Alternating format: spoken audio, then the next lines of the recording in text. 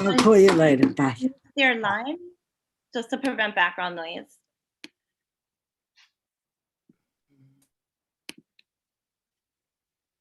Hi, Michelle. Hi, Kim. Hi, Jerry. How are you? Good evening, And Jerry. everyone else. Hello, good evening. Hi, Hi, all. good evening.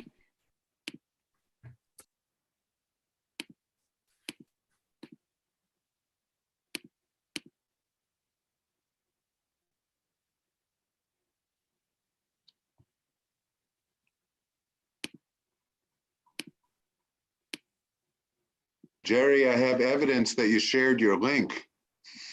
Do you? We have two Jerry Heaney's, Oh, okay. but I could change a name here. Yeah, that's Kim Benson. Oh, I see. Okay.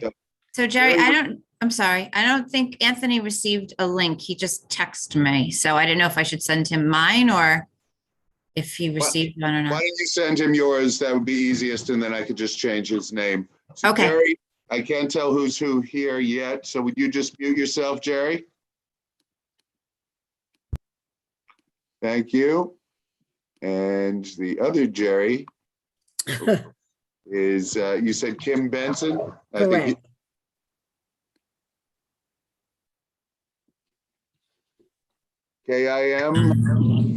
KIMBENSON? Correct. Okay, Good evening. worked. Hey, Sandra, Hi. good seeing you. Thank you. Same over here.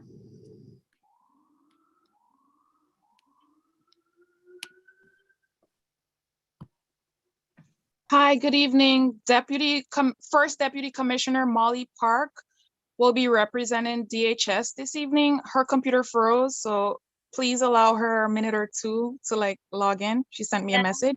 Not a problem, thank you. And we still don't have any attendees from the community on yet. That's Okay. because I haven't started the webinar, but I'm about to. Gotcha. So it's 6 o'clock now. I'm starting the webinar and you should see the attendees start to populate.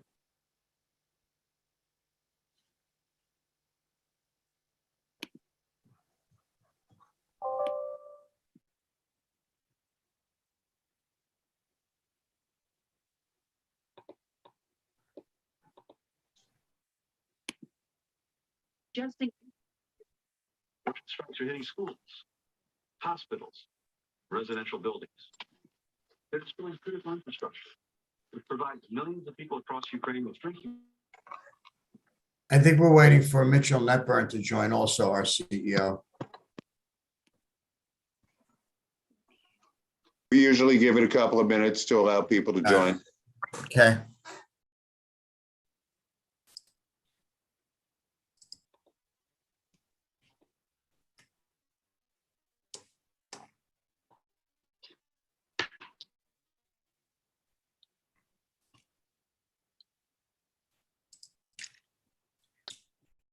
There's Michelle Demott, number 2.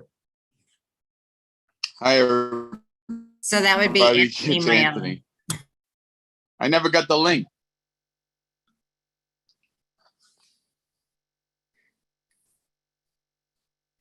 Jeremy, his name is not as easy to spell as Kim Benson.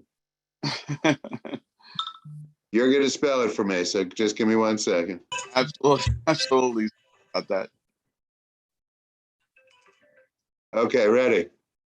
It's Anthony Hold on, I gotta put myself. Maiello. I-E I'm sorry, once again, your audio didn't come through clearly. Maiello. M-A-I-E Yep, I-E, L-L-O. L-L-O. think I got it. Thank you, Jeremy. No problem. Thank you so You're welcome. You're very savvy at this. Been doing it almost 2 years now. Just experience, not savvy.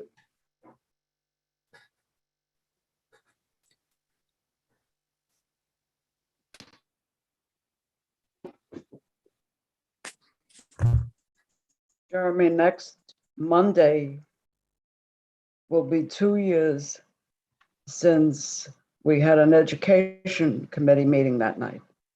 And it's 2 years since the board has met in the room. Can't believe it. That's how you remember it. I remember it as next Thursday is 1 year when the NBA shut down.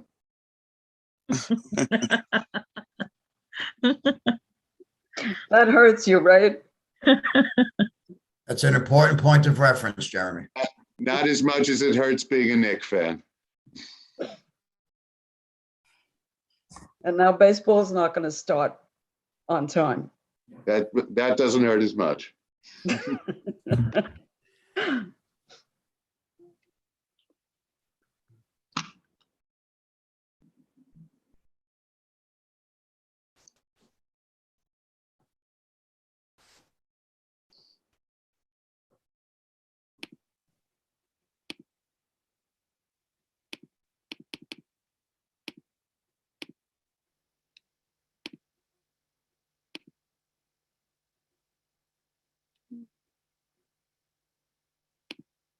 Jeremy, you're still working out of the same office space?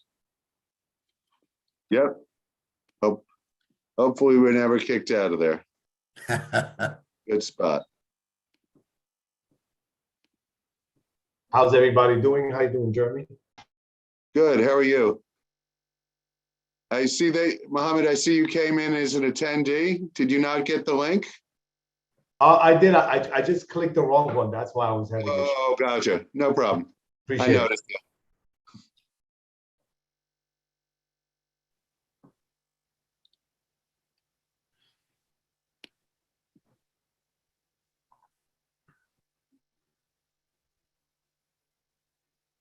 Okay.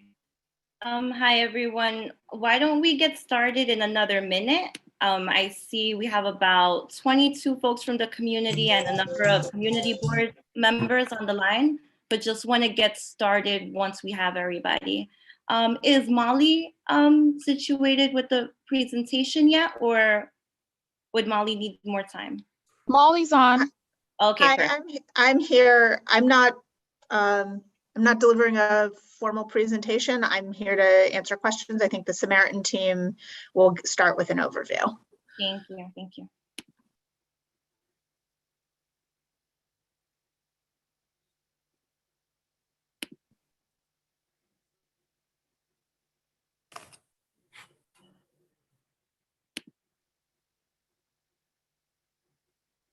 Do you want us to get started?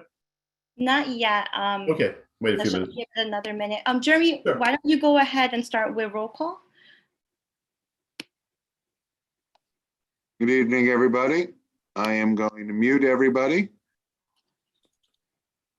And we've done this every meeting, but board members, committee members, I'm going to call your name. When you hear your name, please unmute yourself, acknowledge your name, and then mute yourself again. If you are a board member but not a committee member, I'm not going to call your name, but I will write your name down. So let's start with Antoinette Martinez. Present. Thank you. Genesis Aquino. Nicholas Azadian. Present. Thank you. Joan Body. Here. Thank you. Gladys Bruno. Here. Thank you. Jalixa Camposano. John Fontillis. I'm here. Thank you. Hector Gonzalez. Here. Thank you. John Johnston. Thank you. Joseph Lara. I'm here. Thank you. Marilyn Melman. Here. Here. Thank Okay. Rovika Rajkishan. Here. Thank you. Maria Roca. John Santori. Here. Thank you. Elise Shuck.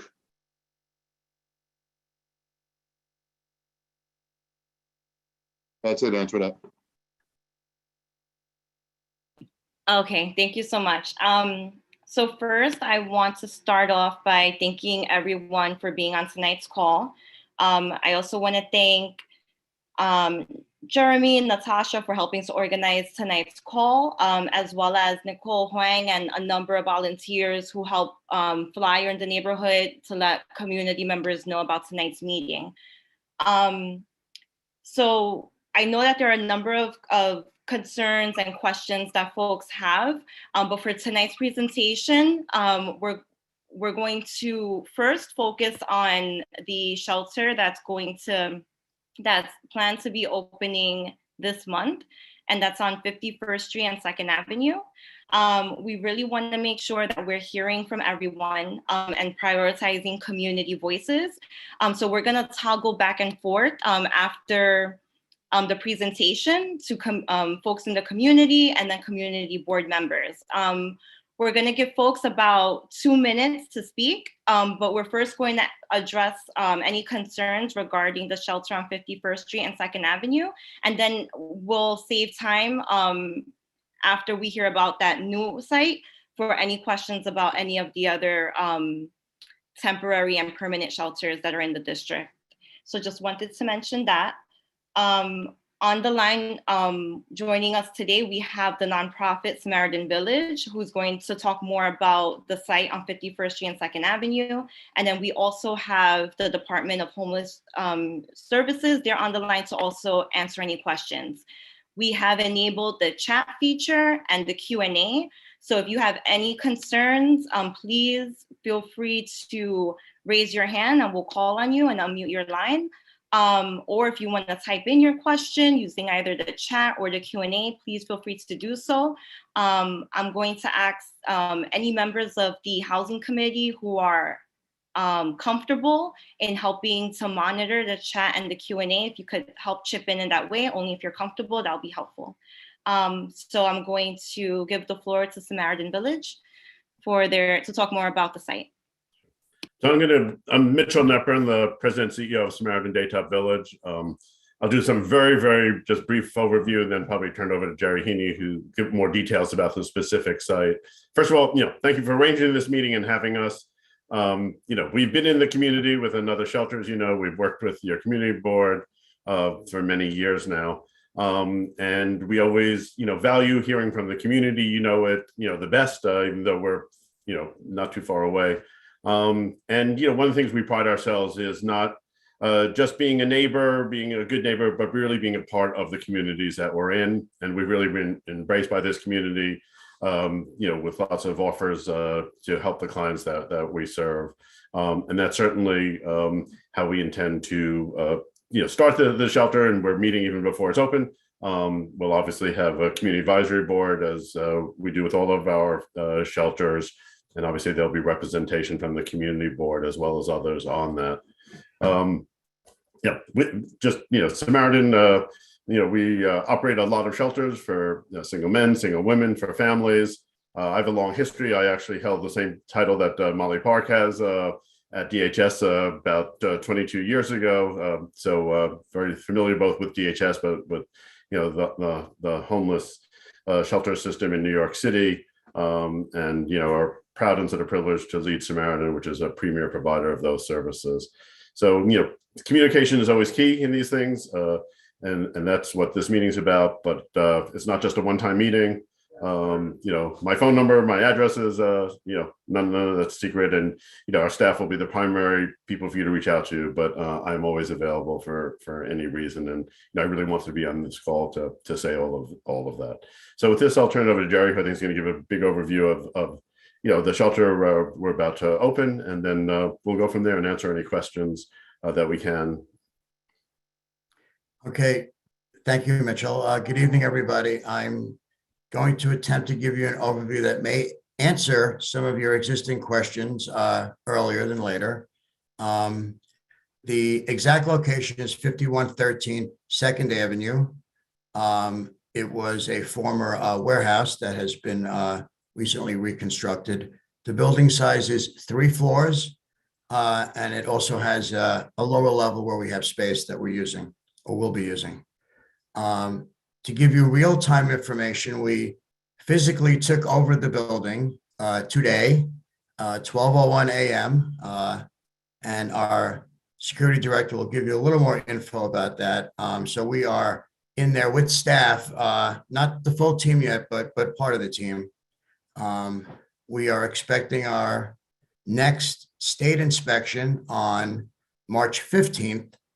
And if all goes well, we anticipate, and this is an anticipation of probably receiving clients by April 1st. And these are not exact dates, but very, very close, we think. The classification of the site is a behavioral health location. It is going to have a full working kitchen. And I emphasize that because we believe that where we can have a kitchen where we can actually cook the food, it provides more of a home style feel, and it's a better experience for the clients that we serve. The bed capacity, and I will emphasize, this is a smaller site than our 49th Street site. This will be 92 men. And again, I emphasize 92 men in a congregate setting, which means that they sleep in dorms. There are 6 of them, so I think it's about 15 to 16 people per dorm. We have security cameras, internal and external, 72 internal, 8 external. We have contracted security, which will be on site around the clock, 24/7, 3 contracted guards per shift, and Anthony and I will speak more about that. And they will be doing perimeter runs hourly. The staffing pattern is 30 staff in total, Samaritan Daytop Village staff direct. About 50% are operations staff. The other 50% are social services staff. We will have a registered nurse on board, in addition to a part-time psychiatrist. The programming of the site will include case management, which is very typical to most of our sites. We will have on-site workshops with topics such as medication management, looking for jobs. We have housing staff as part of the structure. And I would like to emphasize that we are currently employing a trauma-informed care, evidence-based practice approach in all of our sites. And the staff at this site will receive that specialized training for sure. We are establishing linkages in the community. We have a very strong network internally for referrals. We have outpatient clinics in each borough. So for those individuals that need extra services, we can refer internally. And of course, we're going to connect with the local hospital, which is several blocks away for linkages. The site will have transportation. We have 1 van, so we're not going to drive all the guys every day. However, for those men that need assistance in getting around the city, we have the ability to help them. We are seeking to establish a CAD meeting. We've had some discussions earlier about whether we want to join that meeting with the 49th Street meeting, which, by the way, for those of you that are interested, the next one for 49th Street is calendared for March 29th. We always love to bring people in, but obviously with COVID-19, that's been a challenge. One of the hallmarks of 49th Street, and Jeremy can testify to this, is bringing in people that are interested in what we do. It's one thing to say it, but it's another thing to see it in action. So we've had many CAB meetings at 49th Street, and we are, again, thinking about merging the two because of the close proximity. And most people that will go to one will probably go to the other. And maybe at some point we can alternate when we can bring people in and possibly do one at 49th and the next one at the 2nd Avenue site, if that works. Or if people would want us to do them separately, we can do that also. The site, hot off the press, has a dedicated phone number that I just received this morning. I'll put it in the chat. And we distribute that number purposely for community members that want to let us know what they see in the neighborhood. And we'd like to get it in real time so we can take action in real time. If there are some concerns regarding loitering, regarding guys that the community thinks that, are acting out or maybe not, acting appropriately, and we can send staff out immediately if needed. So with all of that being said, I know I gave you a boatload of information. I'm going to pass this over briefly to our security director, Anthony Maiello, an ex-NYPD officer who works with our organization, and he will give you the specifics around how we handle security. Thank you. Anthony? Good evening, everybody, and thank you for the opportunity to say a few words. So my name's Anthony Maiello. I did retire from the New York City Police Department as a vehicular homicide investigator. I did over 20 years with the New York City Police Department. After that, I went over to Homeland Security, where I oversaw the day-to-day operation upstate New York. That encompassed over 17 airports from Buffalo to Albany, all the way down to Stewart. And I oversaw close to 2,000 employees. And I conducted threat assessments and threat vulnerabilities as well for those airports, among other things. But not to bore you with that stuff, just to give you some insight, with the 2nd Avenue shelter, Samaritan has taken a really good look at this shelter and tried to sort of implement the top of the line security measures that we could possibly implement within this facility without sort of creating an institutionalized environment. So saying that, if you look at it from the outside, it sort of has the pleasing appearance of just a regular residential area without actually just trying to disrupt the outside appearance. But inside, what we have is, as Jerry mentioned, CCTV cameras, security officers that are going to be within the facility patrolling. They're also going to be outside making sure that clients aren't really disrupting the flow of pedestrian traffic, moving side to side, and trying not to do so much where people sort of feel uncomfortable. But inside, what we're also doing is we actually just received a state-of-the-art X-ray machine along with a state-of-the-art walk-through metal detector to make sure that everything that goes within the facility is pretty much screened thoroughly, analyzed, and assessed so that everyone there within the facility has a safe and secure environment.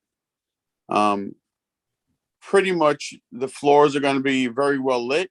Outside, as I'm sure most of you have noticed, it's also going to be very well lit. The appearance of the facility was to sort of keep in tune with the community, but within the facility, we also wanted to make sure that everybody was safe and secured. As of this moment, it seems like that is what is going to take place, with everyone coming on board and understanding everyone's roles.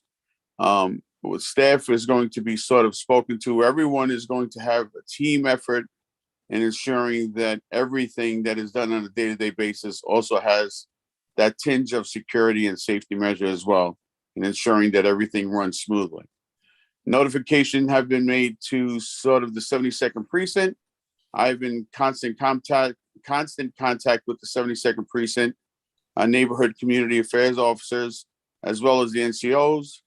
I've had an opportunity to speak with them as well as a result of the 49th Street facility. So they're very familiar with me, and they have an open dialogue with me as well. And they have my telephone number, which is readily available. It's never off. It's open 24 hours. And we just continuously try to resolve those issues as quickly as possible as we can, if there are any. So I want to welcome this opportunity to thank everybody for the opportunity to be in Sunset Park, and looking forward to working with everybody. Thank you. Jerry?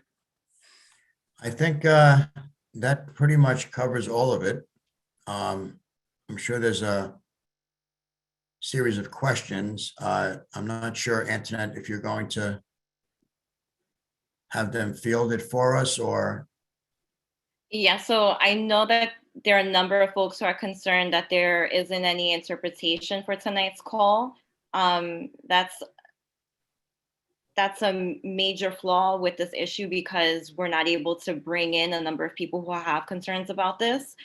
It looks like there was an issue with budgeting to have translation services available for committee meetings, especially for this call. If there's anyone who can volunteer to translate either in Spanish or in another language. If you can just mention that, and then, okay, so we have one person who's able to translate. So in Spanish, if there's anyone on the line, sorry. Okay. Oh, sorry. I misread that in the chat. If there's anyone who can volunteer to translate on the spot, please send me a message. And then we can try to arrange that. But now we just want to make sure that we're really hearing from the community. So we're going to toggle back and forth between community members and then the community board. So right now I see we have 2 folks with their hands raised. If there's anyone else who would like to, please raise your hand. We'll do 5 community voices and then we'll toggle over to board members. Anthony, I would like to make a quick comment that we are very conscious that the Sunset Park District is predominantly Spanish speaking. And as a result, we're going to follow the same pattern that we followed at 49th Street, where we're looking to hire as many Spanish speaking staff as we possibly can. And I am proud to say that the director of the site, who has 10 years of experience with Samaritan Daytop Village, who started yesterday at the new site, is Spanish speaking. So that's a good start, I think. So Antoinette, you'd like me to call members of the community first, right? Yes, thank you. Okay, I have Diane O'Connell. Diane, you can unmute yourself now. Thanks, Jeremy. Can you hear me? Yes, we can. I can't do, I say, some reason I can't seem to do video. But you don't need, you can see my picture. It doesn't matter. My question is, and it's been coming through. First of all, let me just address the Spanish interpreters. Sunset Park is my understanding is pretty 50-50 split Chinese and Spanish. So Spanish interpreters are good for the Spanish speaking neighbors and community members. But what about the Chinese people is number one. Number two, I'd like to know when the plans for this started. And I may have missed a meeting, but this is the first I was hearing about it was this week. And I mean, the neighborhood is already inundated with homeless shelters. So, you know, why are we getting another one? You know, and John brought up the fair share law. I mean, I just feel like the entire neighborhood's turned into auto shops and homeless shelters. And maybe we should all just sell our houses and move out because it's becoming unbearable. So I can appreciate the safety mechanisms put in place. My question isn't,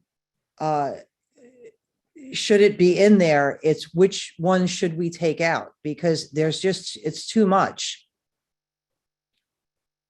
So this is Molly Park. I'm the first deputy commissioner at DHS. First of all, I want to thank the board for having us and thank everybody for taking the time on this evening to talk about the issue. So there are 8 sites in Community Board 7. 5 of them are slated for closure. They are in commercial hotels, and we have made a very public commitment to get out of all the commercial hotels. So actually, you know, once that happens, this will be one of the most lightly, one of the sites with one of the lighter footprints in Brooklyn. Go ahead. I'm sorry. My husband's making comments in the background. I see. So I just wanted to start out by saying that. So, you know, you asked about closures, and yes, actually the majority of sites in the district are slated to close now. Do you have a list of those sites that you can give us now? Because the folks on 22nd to 26th Street are getting completely slammed. I mean, our neighborhood has just gone, like, it's become a garbage dump. Well, first of all, I think our clients are citizens of New York City, and I don't want to think of them as garbage. I want to think of them as Yeah, human I'm not beings who talking are about them really- being garbage. I'm not talking about the people, the individuals who are homeless being garbage. I'm talking about the fact that I feel like every single homeless shelter in this area is for single men, most of which are not from the neighborhood. And they hang out on our stoops and smoke weed and drink beer. They urinate on our houses. They litter. I'm picking garbage up every single day, and I'm not the only one. Everybody in the neighborhood has it. There's been more robberies in this vicinity in the last year than there was in the 5 years past. So that's what I'm talking about. The result of being inundated with a single homeless men that are not from our neighborhood has made our neighborhood a garbage dump, not the people, the actual neighborhood itself. Okay, thank you for that clarification.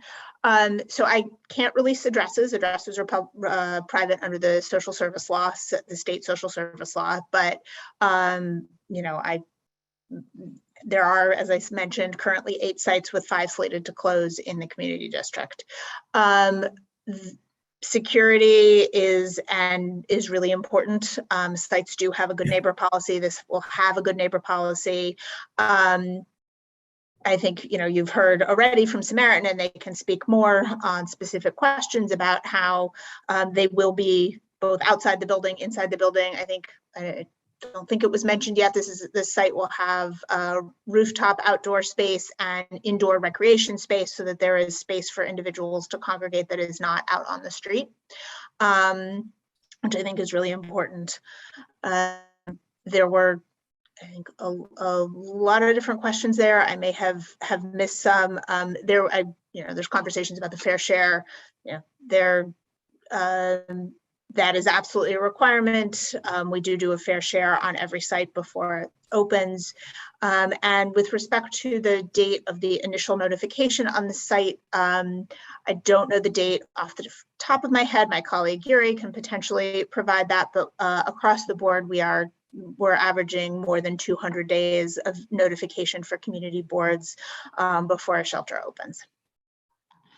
So just as a reminder to our speakers, there is a 2-minute limit that includes the back and forth. If there is indeed back and forth, feel free to raise your hand again. Then we could, again, if all your questions have not been asked or answered. I have George Cardona next. George, you can unmute yourself. Hello, can you hear me? Yes, we can. Okay, so I'm going to go real quick. First point, what's the sense of this meeting if they're already there? Seems that we have these meetings every few months and nothing gets done. Political leaders and speakers say they understand, nothing gets done.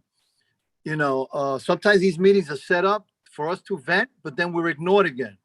I feel with a lot of these homeless shelters, they're actually pissing on us and telling us it's rain. There's a correlation between homeless and crime, and you got to check the stats. You say you're part of the community, you are part of the crime part of the community. A girl was killed a few days ago in another part of the city.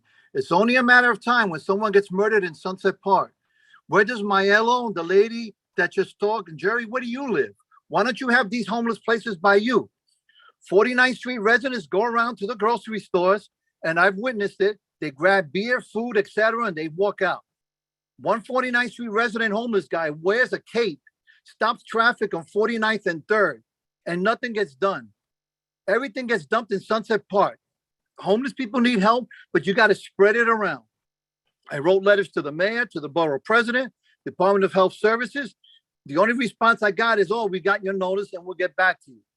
There's so many, with so many shelters, it seems like you guys have failed. Your homeless people have rights, absolutely. But we also have rights to live in a safe environment. Again, where do you live? OLPH has a problem now where these guys go and piss and shit in the pews and they got to go and clean it. Rite Aid on Saturday had a cop car parked in the parking lot because the homeless people were walking in, grabbing beer, grabbing everything, threatening the people there. Crime has gone up with many tax shelters. Look at the stats. Many people have also given up reporting the issues to the police or community board, but they come to me and talk about it. They feel nothing gets done. You know, again, where does the executive board and officers live? We should find out where they live, and let's take these homeless people and have them live next to them. because I've noticed a lot of these directors get good money and live in real nice places with security. If I'm done, I'm sorry, but this is emotional because I'm tired of it. I'm tired of people trying to knock my door down, to piss and shit in the hallway, to try to threaten people for money, to try to open the cars. The cops do their job, but these people get released right away. Please and wrap people up, are afraid George. to- You can always raise your hand again. Thank you. Thank you.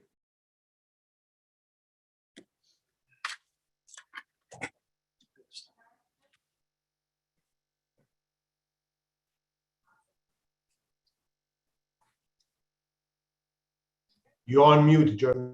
You're muted, Jeremy. Sorry, Sarah, you're next. Okay, so I just, everyone can hear me. I just have a few questions. Number one, you said this is a behavioral health location. Is it behavioral health or MICA? My second question is, what are the diagnoses in this behavioral health location? My third question is, you have a 92-man shelter. What type of services are they going to be engaged in? And why is your psychologist part-time and not full-time? Your registered nurse, will they be a registered nurse 24 hours a day, 7 days a week? And I had other questions that I put in the chat. I'm not sure if the host can share with DHS and Samaritan Village. And you said you had some local outpatient clinics. Can you name some of those in the neighborhood that the residents will be utilizing? Okay, I'm going to attempt to answer as many as I possibly can. So I believe your first question was behavioral health / MICA. We have chosen with the city of New York to classify sites that are designated for men or women with mental health issues in general to be called behavioral health. So that's, I think, the answer for your first question. I think you asked about the nursing staff. There is one nurse assigned to the site, and depending upon the needs of the clients, we will be adjusting schedules based on their needs, but it's one person and it's a 5-day-a-week schedule. The part-time psychiatrist, in most cases, those staff work in the evenings when the men are more available after dinner and back at the site. The outpatient clinic that we have in Brooklyn is in East New York, but that's not the only site we can use. That's just one that we have rapid access to.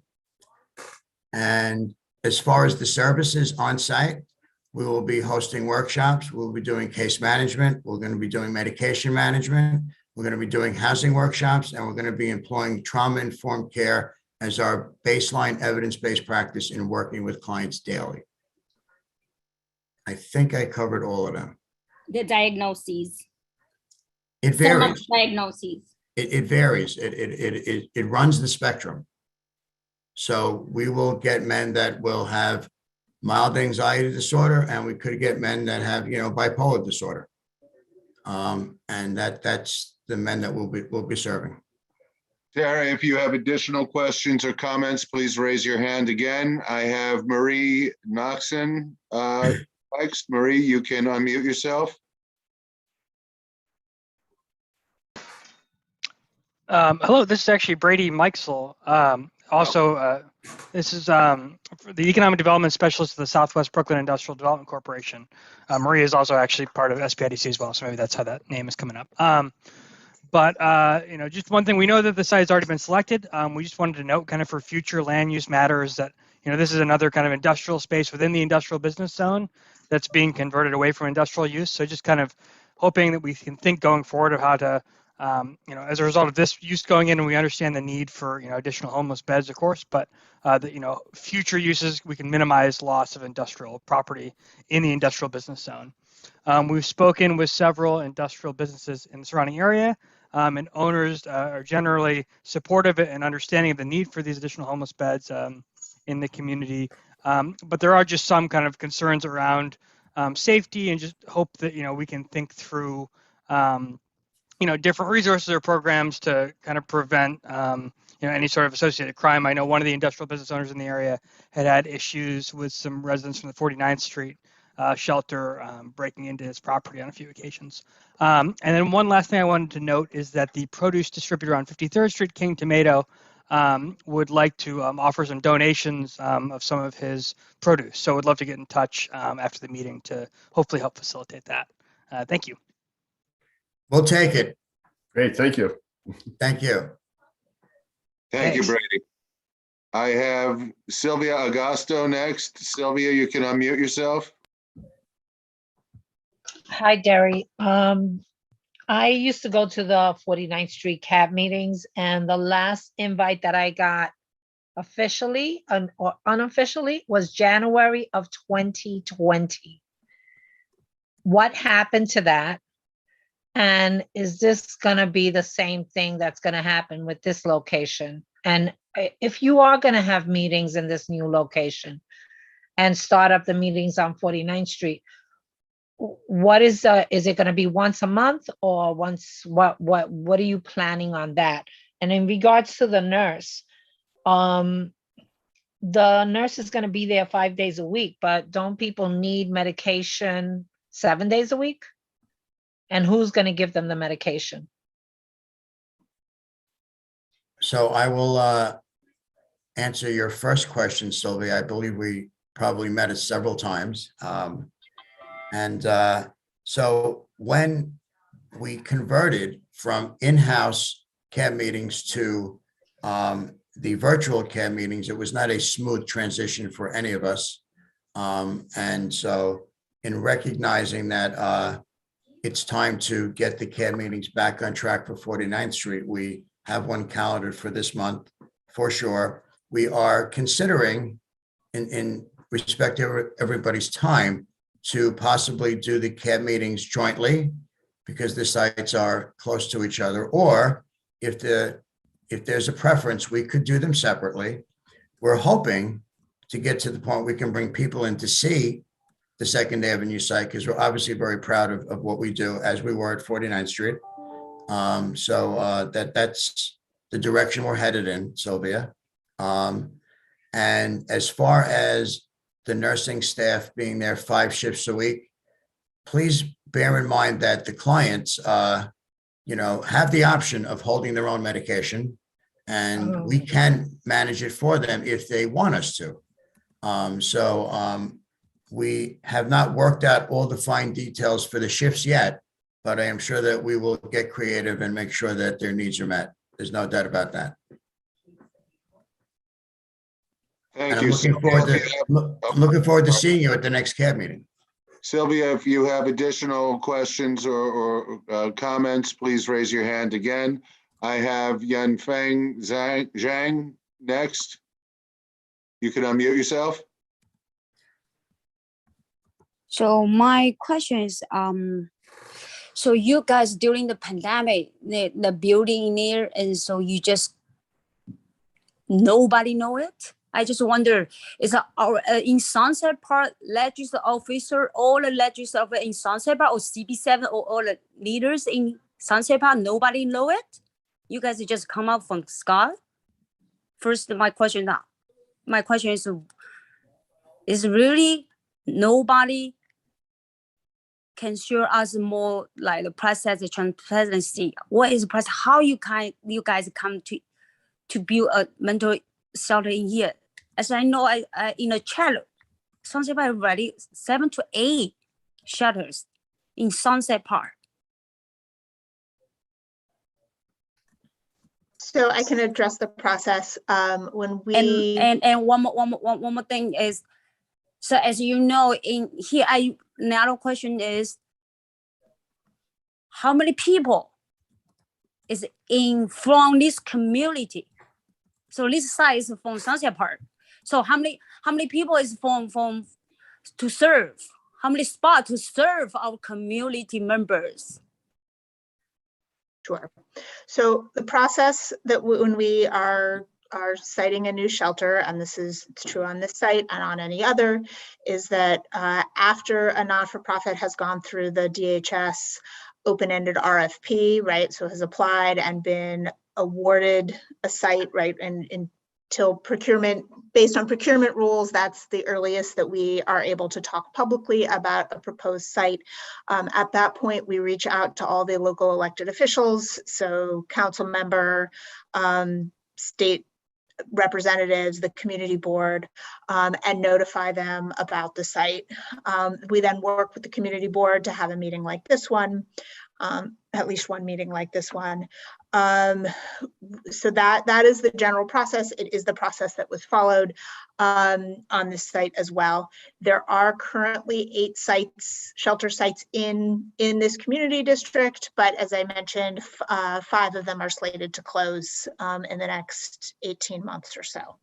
And in terms of the relationship between who gets placed in the site and community where people are from, with their last known address, we absolutely try and place people close to the communities from where they came. It is not a requirement.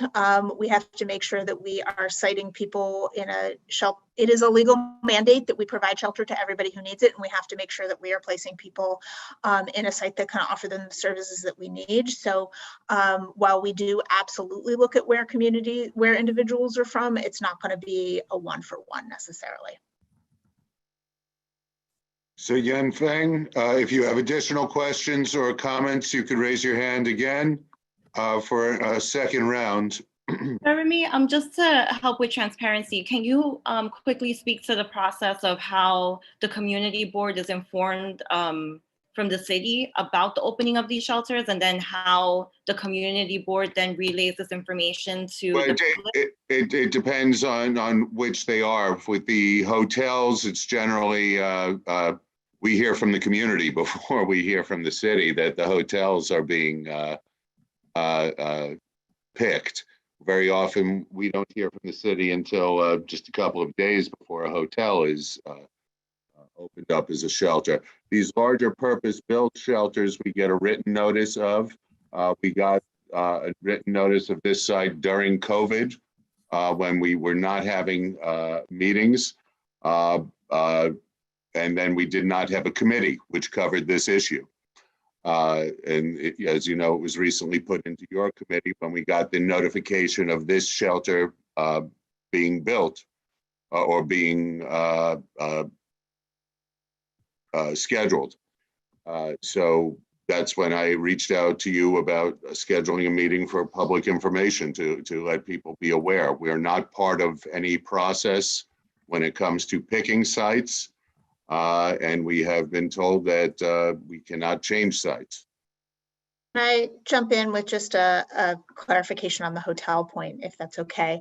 Other than the hotels that we opened for COVID, which we absolutely did use hotels in response to the pandemic, but other than those, we have not opened a new hotel for regular shelter use in quite some time. The city has made a very public commitment to getting out of commercial hotels for shelter. We don't think it's very expensive. It's not a good use of public resources, and it's not a great way to provide shelter services. So while yes, I want to absolutely acknowledge that there were hotels that we entered with little to no notice in the past, we also recognize that is it's not a good practice for communities, and it doesn't result in good shelter, and that is not what we are doing anymore.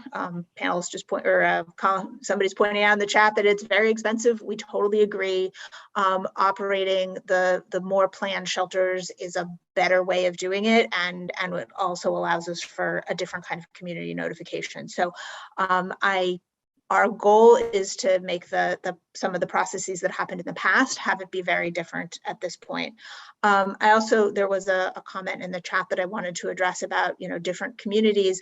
It has been a very deliberate effort to make sure that we have shelters sited in every community. We at this point do have a site either cited or opened in every community board in the city, most of them more than one, but people mentioned Bay Ridge, Staten Island, absolutely, we're doing that.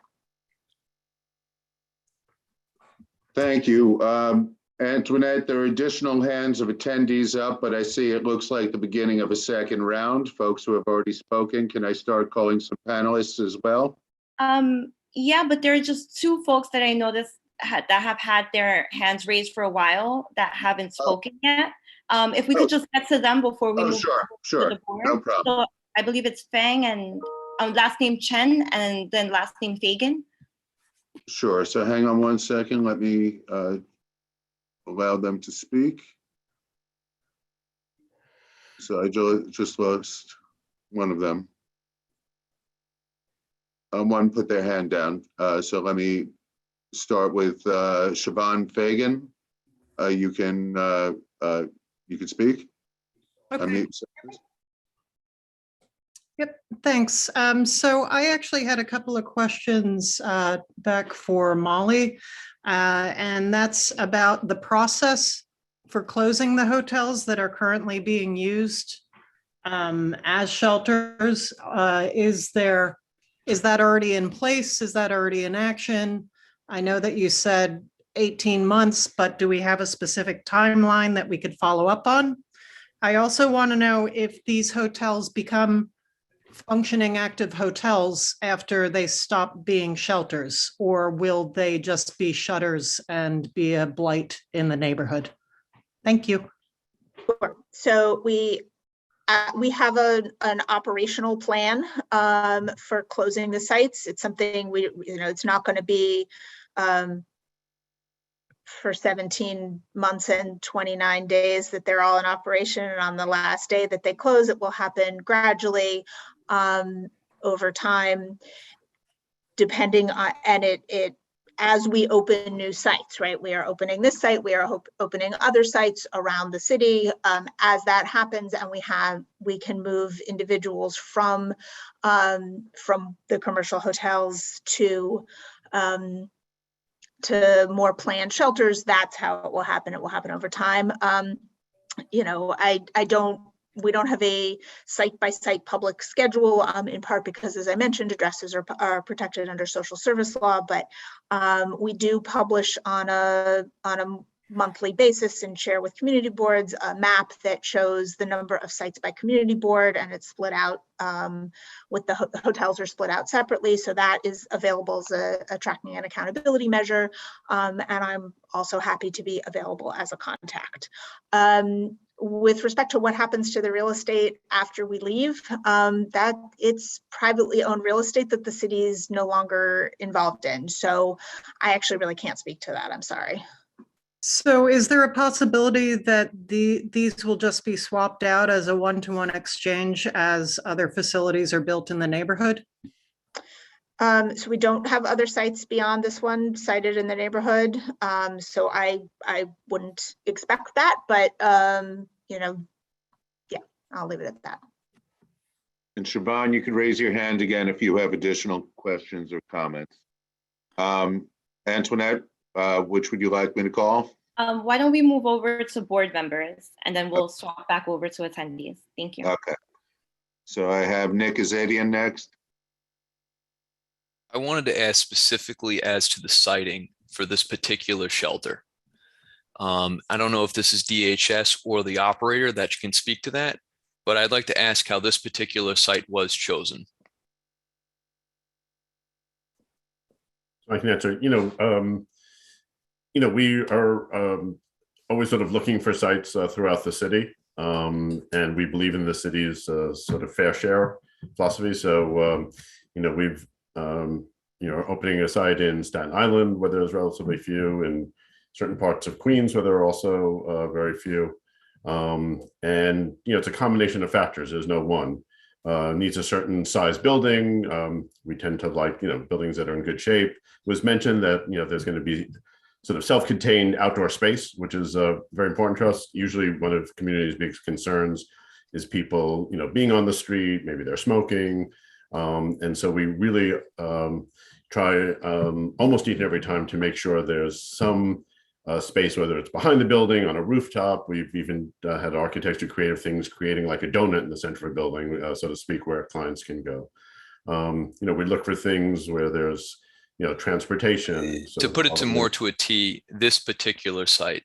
Yeah, and so I think it met those criteria. The building was sort of the right size. Jerry Heaney mentioned in the beginning, it's relatively small. Shelters are up to about 200. We tend to prefer, shelters that are smaller. So this building was small size, didn't need a tremendous amount of renovation for it. And I don't know if Jerry wants to add, but, looking at those other factors I mentioned, it sort of, fit those criteria. And then, what we do is we put in a proposal to the city, and then ultimately the city decides, whether our proposal, warrants being funded, and part of that consideration is looking at the site that we've proposed. Jerry, do When you was wanna the add any- property acquired specifically and by whom?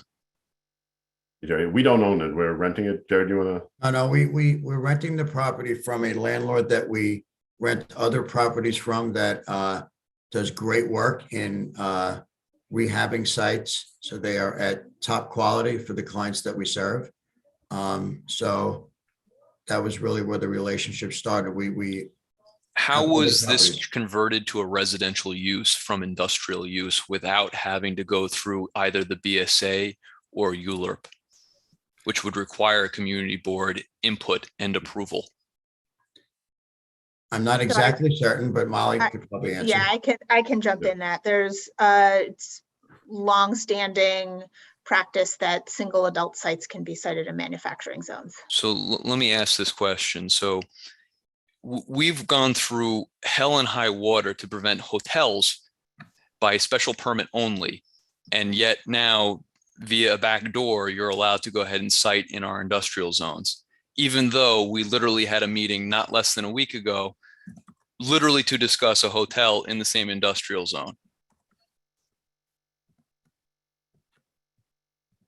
I can't speak to your discussions on hotels. All I can say is that the manufacturing zones are allowed, or an allowable siting location for single adult sites. So what you're basically saying is that the community does not get a say in the same way it would for any other use that is non-conforming in industrial zones specific to this. This is considered an as of right use.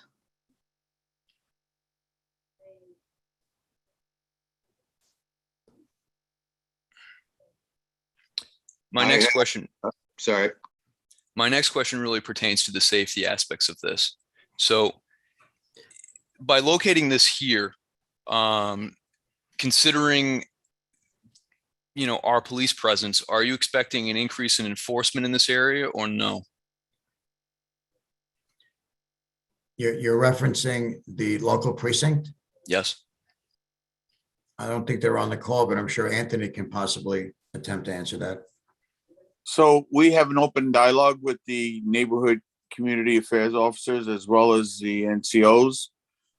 We're going to be talking with them, especially with 49th Street being literally a few blocks away as well, to try to address any issues that they see, if they see a spike in any of their report writing or any concerns that they may be perceiving with respect to any sort of allegations or accusations regarding the clients that are within two buildings.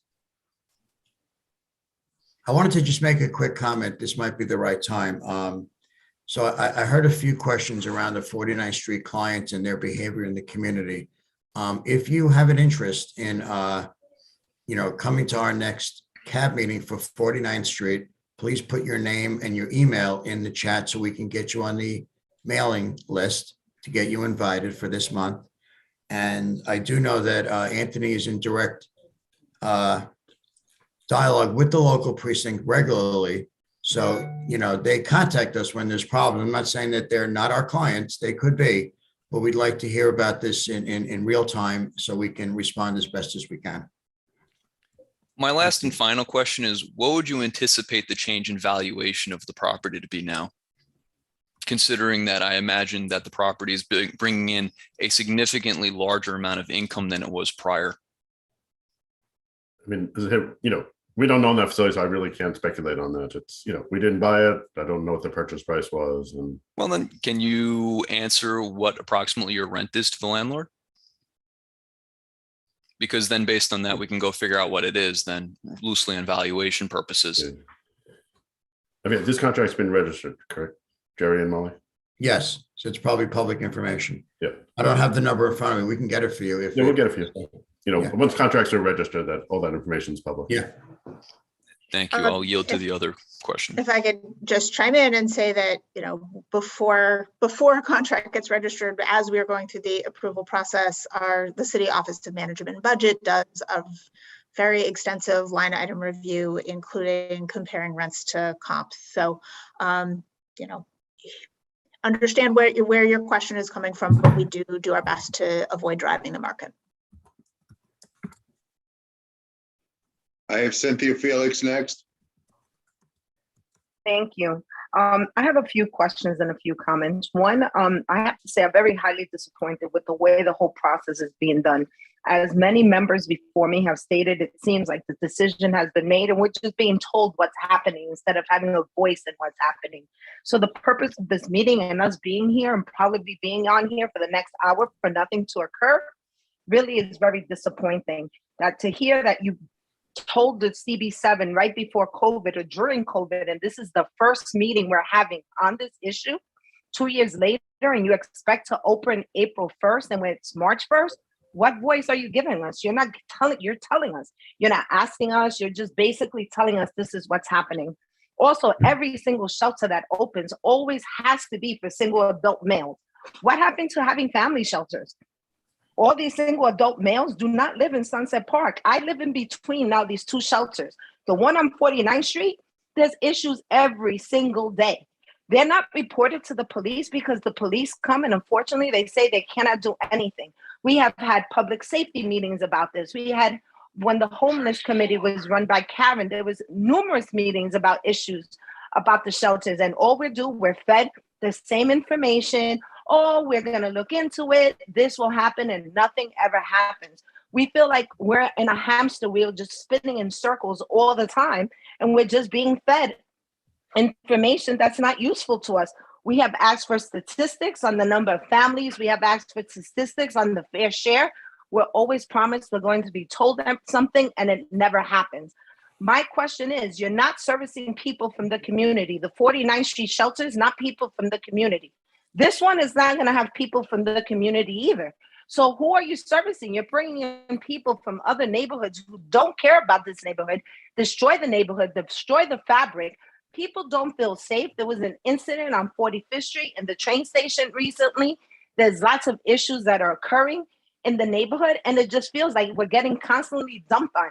You saying that 5 shelters are going to close, but in 2023 probably means 2 more years after that. The city's timetable is never reliable. So it's just very disappointing that this is happening in this way, because we thought that we should have a voice in what happens in the neighborhood. And you're going to have another shelter opening right next to us on 60th and 8th. So it's always happening. It's not on our community board, but it's certainly neighboring to our community board. That's also going to affect everything. So how, again, are we always being picked on to get shelters? So I'm gonna say again that we have made a really concerted effort to make sure that we have shelters cited in every community board around the city.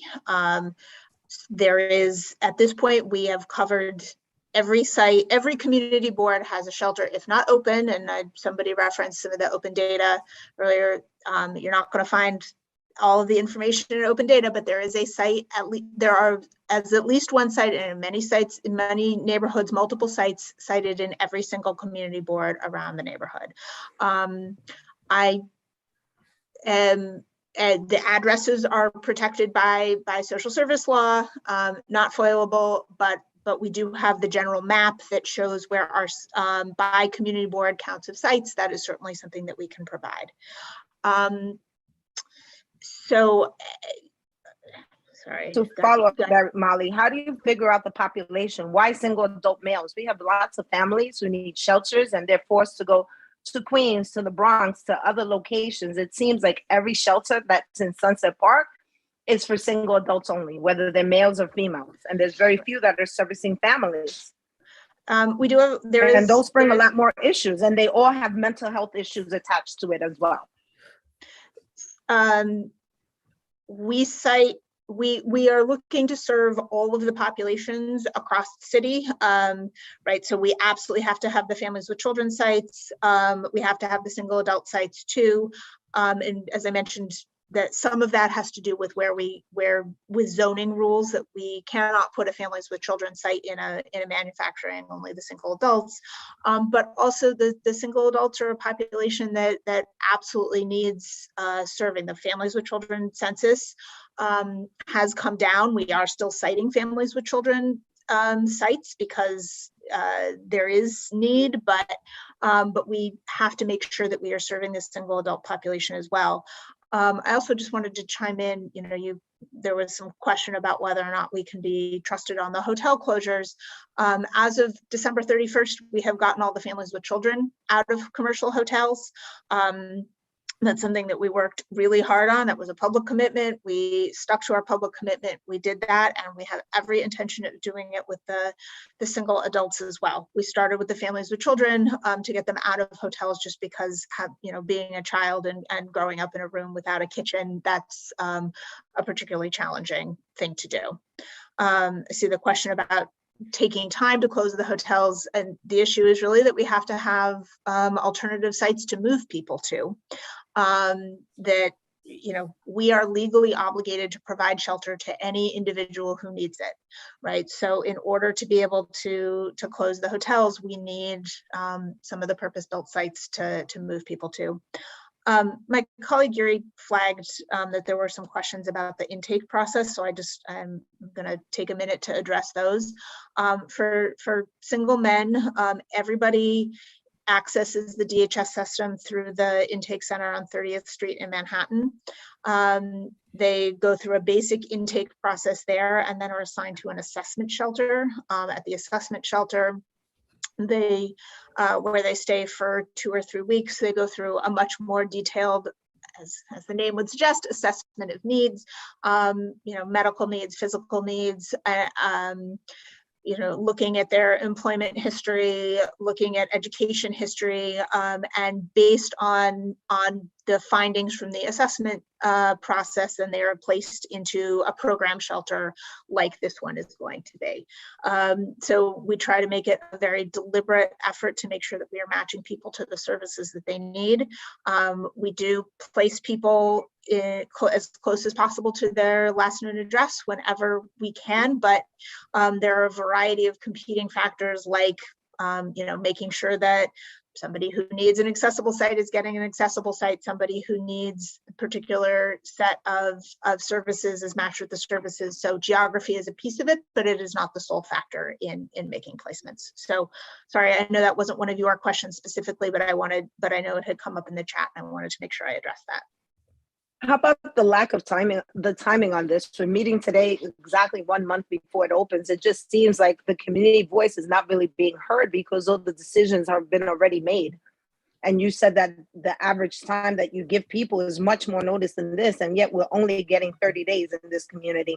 So you could see why people feel very disheartened by the whole process, because they feel like they're not getting a voice. There's nothing that really could be done about this. Yeah, the timing that I was mentioning was between the formal notification that goes out to community boards and elected officials and the opening of the shelter. So in this case, the notification, as Yuri mentioned, was a couple of years ago. I'm sorry, I actually can't speak to why the meeting is happening on this particular date, but I will consult with others and we can circle back.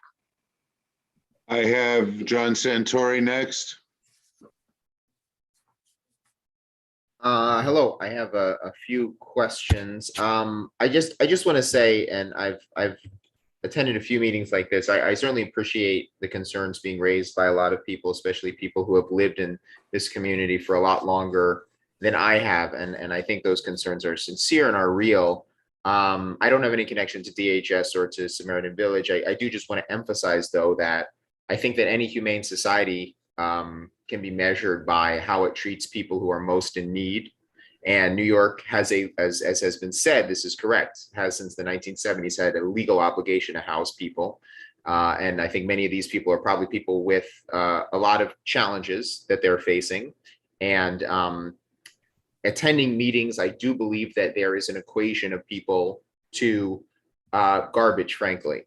I mean, the language is used being dumped on. If you use it's suggesting that people are being thrown at you and the people don't have value. And I'm not saying that the people using that language are bad people. I don't think you're unsympathetic at all. But I do think we should be very careful about how we describe these situations. Again, the concerns are legitimate, but I think we have to choose our language carefully. And that's how I feel about this. That being said, there are absolutely legitimate concerns being raised, and I want to ask just a couple of them. Just one more question again about the process to Jeremy. Jeremy, you were saying that the board received a notification in 2020 that there was going to be a shelter at this site. Is that correct? Can you just clarify what was initially received and when? I'm sorry. I'm just being texted at the same time. We received a notice. I believe, I think it was March or April. So for some context, there used to be an ad hoc homelessness committee. And I believe the chair of that committee and the community board had received the notification from the city, from DHS, about the opening of this shelter at the end of 2020 in December. I'm not exactly sure when, but a couple of months ago, the ad hoc homelessness committee was dissolved. And I'm not sure when the last time they met or if there was a dedicated meeting where the opening of the shelter was addressed. I was forwarded the email about the opening of the shelter last month, where the chair of the community board had mentioned because the ad hoc homelessness committee was dissolved, that any shelter issues would be carried over into the housing committee. And then we worked to organize tonight's meeting. But Karen used to chair the ad hoc homelessness committee. Maybe if you can quickly just share some transparency about when this was mentioned previously, if so. Yeah, I can't remember when exactly I received the notification, but I did receive a notification in the middle of the pandemic sometime. And I think that was in part, I resigned as chair in part because it was such an overwhelming bombardment of constant work. And that frankly was one of the things that made me just say, I don't have the time to do this. So when I resigned, that kind of left no one left to run that committee. But I did receive the, I'm going to say, I'm trying to figure out when I got that notification. I got a notification of a men's shelter being slated to open in the 50s and 2nd Avenue. And I think that was about a year ago. And then I received the notification that this shelter was going to open probably maybe 6 weeks ago, and I forwarded both messages to the community board. Yeah, and I appreciate, John, you raising that question. I think that's a larger issue that should be brought up to the community board chair and for everyone to have a larger discussion on. That way information doesn't get bottleneck with just a handful of people. That way information is disseminated to the community. Because it looks like some members of the community board did receive this information, but it just wasn't released to the general public or even to other community board members. I think, you know, the way it seems that things are operated right now is in silos. So we just want to make sure we have a larger discussion on how to build more transparency. But thank you for that question. Okay, could I just ask a few quick other questions? I'll move as quickly as I can. I appreciate that, Antoinette. I think that that's something that can be resolved, and I'm not trying. I certainly don't want to blame anybody, and I certainly understand what Karen is saying. If Yuri put in the chat that a notification was made on February 20th, 2020, that would have been a few weeks before the lockdown. Obviously, there was a tremendous amount going on at that time, but if documents are being provided to the community board, I think there is definitely an easy way that we can make all of that publicly accessible in an easy way, and I'm happy to help discuss that. Just my other questions, just very briefly. What is the role of DHS? Is DHS putting any money into this? Is this a pure private lease between Samaritan Village and the tenants? So DHS has a contract with Samaritan Village. That through that contract, we pay for the costs of operating the shelter, including the rent. So we have no relationship to the landlord, but the contract does fund the rent. Okay, and do you know what the expense is that DHS is paying per year, month, any period of time? I don't off the top of my head, but I think Samaritan already committed to circling back with the rent number. Yes. Okay, but like total, you're saying you pay for everything, or the whole DHS expenditure pays for all services and rents? Yes. Okay, so can we get a number about how much money is being spent for this facility by DHS in total? We can include something specific to this site when we send it over, but just for context, and these are numbers that are in the mayor's management report for the typical single adult site in New York City, we think on per diems, right? So the nightly rate is about $150 for a single adult $150 per person per night? Correct. Okay, that's a typical per diem.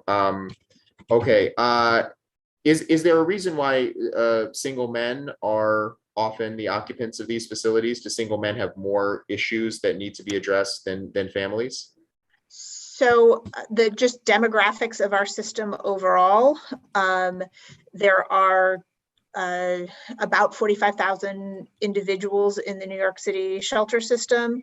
About 16,500, give or take, are single adults, and of the single adults, about 3/4 of those are men, the other quarter women.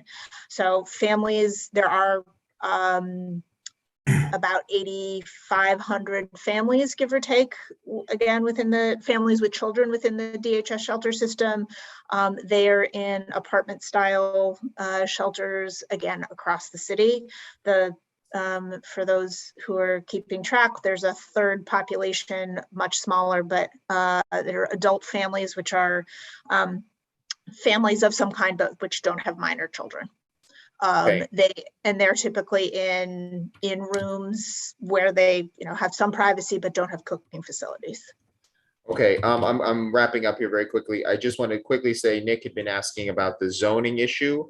Obviously, that sounds like an issue that would be something that we could engage with our city council member about. If that is a structural change that people believe should happen, then we would have to engage the city on changing zoning rules for this. And that would have to be a larger question. My last question is simply, is there a way of measuring the success of this facility? In other words, my assumption is anybody who comes into this situation, the goal is to get them out of the situation one way or another, to get them a job, to get them stable housing, to get them medication.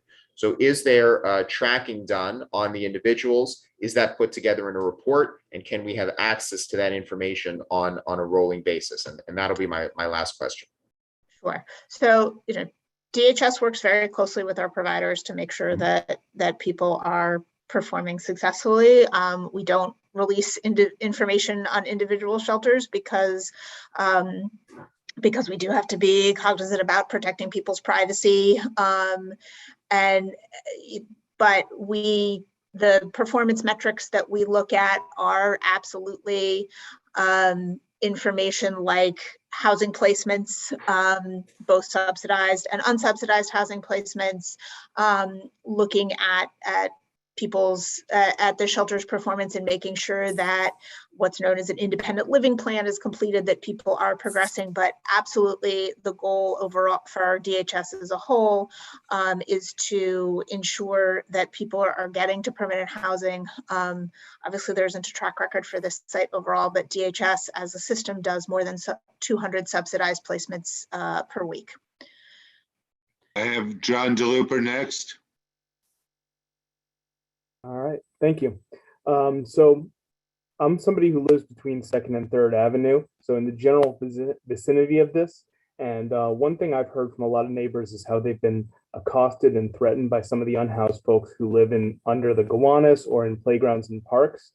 So I had some questions related to whether there'll be any new outreach to maybe try to help these folks out so they're not, unhoused in this kind of dangerous area under the highway. And also, I wanted to ask if I know from what I've heard, a lot of the shelters make folks go outside all day and they're not allowed to come back until the evening. Is that the case with this one? And finally, a third question, which is, it's my understanding that shelters have rules in place to so the clients can maintain their bed. And I think this often includes staying sober. So with that in mind, can you tell us a little bit more about the mechanisms for keeping residents in the area safe and informed if somebody breaks the rules and needs to be removed to the shelter and becomes a danger to themselves and others? Let me take the first two and then I will pass it over to Samaritan to talk about shelter rules. So there isn't any outreach specifically associated with this shelter or this contract, but street outreach is a huge priority for DHS. We've gone from 200 some outreach workers just a few years ago to over 600 between the DHS employees and our contracted outreach providers. If there are specific sites that you are concerned about, I really strongly encourage you to call 311. We absolutely look at that data and respond to make sure that we are getting outreach teams out there because absolutely individuals living on the street, unsheltered homelessness it's not good for communities and it's not good for individuals. And we want to make sure that we are connecting people to services. I'm taking the one about people leaving the shelter because I actually did want to correct a misconception. That was the rule in the past that people had to leave during the day. That is not the case in this shelter or any other DHS shelter. People do have to leave the dorms during the day, the sleeping spaces in most cases, but they absolutely can stay indoors. And as Samaritan has mentioned, there's fairly extensive recreation space indoors in this site. So not a rule by here or any other DHS shelter. And I will turn over to Samaritan to speak more specifically about shelter rules. And as the provider, I would like to say that we prefer clients to be around if they do not have a destination or an appointment so we can engage them and we can work with them. Sobriety is not a condition of keeping your bed. However, there is a 10 o'clock curfew. And if the individual does not make curfew, doesn't mean they lose their bed automatically, depending upon, if there's people waiting for a bed, we worked it out with DHS, but clearly we work with people getting sober, even if they reduce their drinking, we think that's a plus, so we do this every day in our other sites and we're prepared to do it here. And again, John, if there's any concerns, please join the cab. Give us your input. You seem to live close by and I think your input would really help us. Thank you. No, yeah, there is a 10 p.m. curfew. So unless Yes. clients have a pass for a certain reason, they do need to be in by 10 p.m.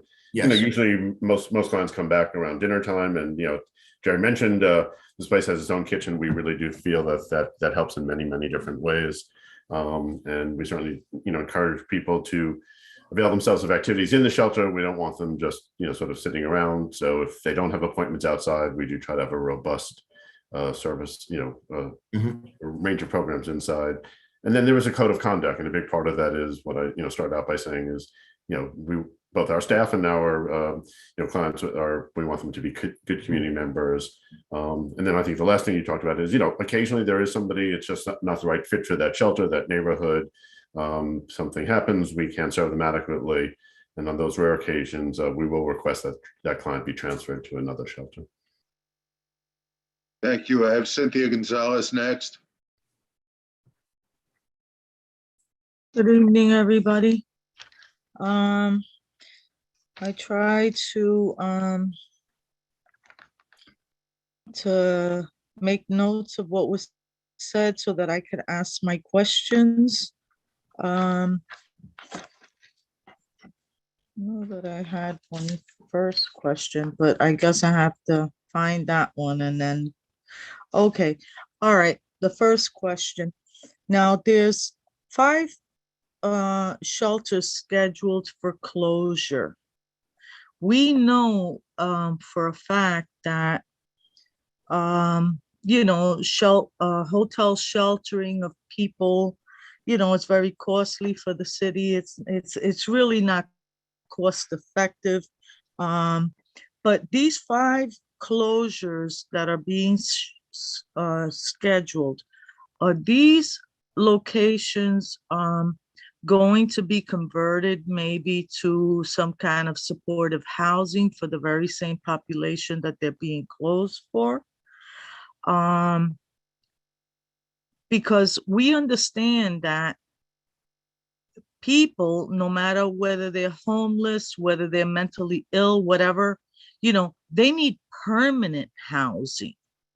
So my question is, does the Department of Homeless Services engage in any kind of dialogue regarding the need for permanent housing for these people? That's my first question. My second question is because someone mentioned earlier that patients have the option to manage their own medications. Now, as a retired clinical social worker of 26 years that dealt with mentally ill people, there is a certain population that, I'll give you an example. A bipolar person who is stable suddenly gets into their mind, or maybe a paranoid schizophrenic gets into their mind that they're cured, and then they don't take their medication. How is the monitoring of people's intake of their medication monitored in these shelters? That's my second question. So let me take the housing question and then I'll pass it over to Samaritan. Okay. Absolutely, affordable housing is an incredibly important component. It's incredibly important to DHS because permanent housing is the end goal for every single one of our clients. We work really closely with the New York City Department of Housing Preservation and Development, and we're trying to think really creatively about how we can use social service resources to actually help facilitate housing development and housing affordability. So, I mentioned at one point that we do across the DHS system, right, more than 200 subsidized placements a week. A lot of those families and individuals are moving out with city-funded rental vouchers because we've been able to invest city dollars in the permanent housing. At the end of the day, HPD, the housing agency, is the lead on affordable housing development, but as I say, they're a very close colleague. What happens with these specific sites, I just really can't speak to because they are private property that we don't control. Yeah, but you also engage actively. I'm sure that the city engages actively with these types of facilities because they have been, to some extent, residential, for this particular population.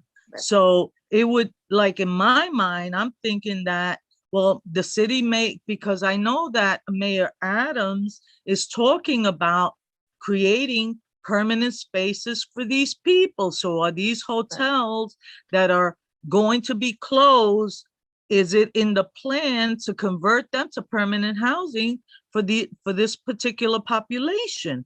Because I'm sure that there's probably negotiations going on, being that nobody that has a private property wants to be losing money because their shelters have been closed. And now what are they going to do with the property now? So I think that's a really smart suggestion that I should be sharing the hotel exit plan with the housing department to see if there are conversion opportunities. I think I appreciate the suggestion and I will make sure that we do that. And I'll respond to your question about medication management. Let me start by saying we run 3 other locations that are similar in classification and are much larger. It all starts with education for the clients about the importance of taking their medication correctly and regularly. We cannot and are unable to force holding their medication as no shelter can. We encourage them to allow us to help them with it on a daily basis. And it's not just the nurse. We have social workers also that are part of the staff that also help out. Maybe that'll help with the question about the 7-day coverage. It's helping clients learn compliance and they can Yes, better I their lives. understand that, but my question is, Mhm. you know, at a Samaritan Village, who I happen to believe have a very good reputation, you know, Thank you. what is their plan when they, like, how do they monitor? What, you know, who is responsible if you got a part-time psychologist and, you know, maybe, I don't know if you have social workers or who's managing these people, one part-time nurse or one nurse, you know, for such a big population. Like, who is responsible for monitoring these people, noticing that they're decompensating, okay? Because, you know, they have a choice. They don't have to be on medications if they don't want to be. You know, there's no what is the compliance? Like, how is the compliance monitored? And, you know, how are people, I'm sure they're encouraged, but if they absolutely say no, then I guess what is it? Their constitutional rights tell them that, no, you don't have to be on medication. We'll just keep a roof over your head, you know, as long as you don't kill somebody, you know, or commit severe crimes in the neighborhood where you're at. I mean, that's the question. Like, how is it being monitored? The I'd say we really have the stability of your population there. So can I jump in for 1 minute and answer that, and try and answer that for you? Hi, I'm Yvonne Ballard, Associate Commissioner for DHS with Shelter Operations.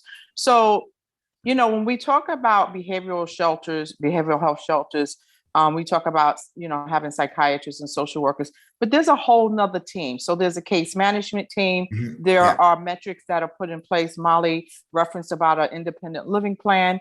So the case managers and the staff that are there are all responsible for seeing a client minimally every 2 weeks, to update their IOP, to check in on them, to make sure that they are doing okay. You mentioned that you have social work, a history in social work. So I'm sure you understand that sometimes, yes, people, all individuals, not just homeless clients, but people who suffer from mental health, they go through periods where they do really well on medication. And for whatever reason, they do feel that they're well and they stop taking their medication. That's a process that you can see when a person starts to decompensate. And that way in the shelter, you have all of these different staff members, you have case managers, you have shift supervisors, you have residential aides that all participate in monitoring a client's behavior. So when you start seeing a client who may not be taking this medication and, you know, the behavior starts to change, all of that staff is working with that client to continually engage them, all right, and to stress the need for medication compliance. I think that is very important. Like Jerry said, you know, they have groups, right? The priority is to educate people who have these type of challenges and the importance of taking their medication. And no, they can't force them to take a medication, but you can engage. And over time, that engagement will help that client, you know, participate again in taking the medication, or maybe they may need to go into a respite bed someplace else that will help them stabilize and get them back on medication. And we also have, but the bottom line, the reality of it is that case managers and these other people that are not, you know, psychologists, psychiatrists, or you know, NPs, these people are not trained to see a decompensation when it's happening.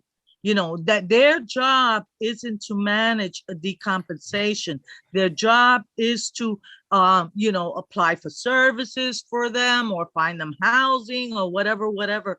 They are not trained. These are people are not trained to see a decompensation as it's happening. That's number one. That's number one. Do you mind if I respond to that? We do Yes. do our best to train our staff to notice behaviors which would signal a decompensation.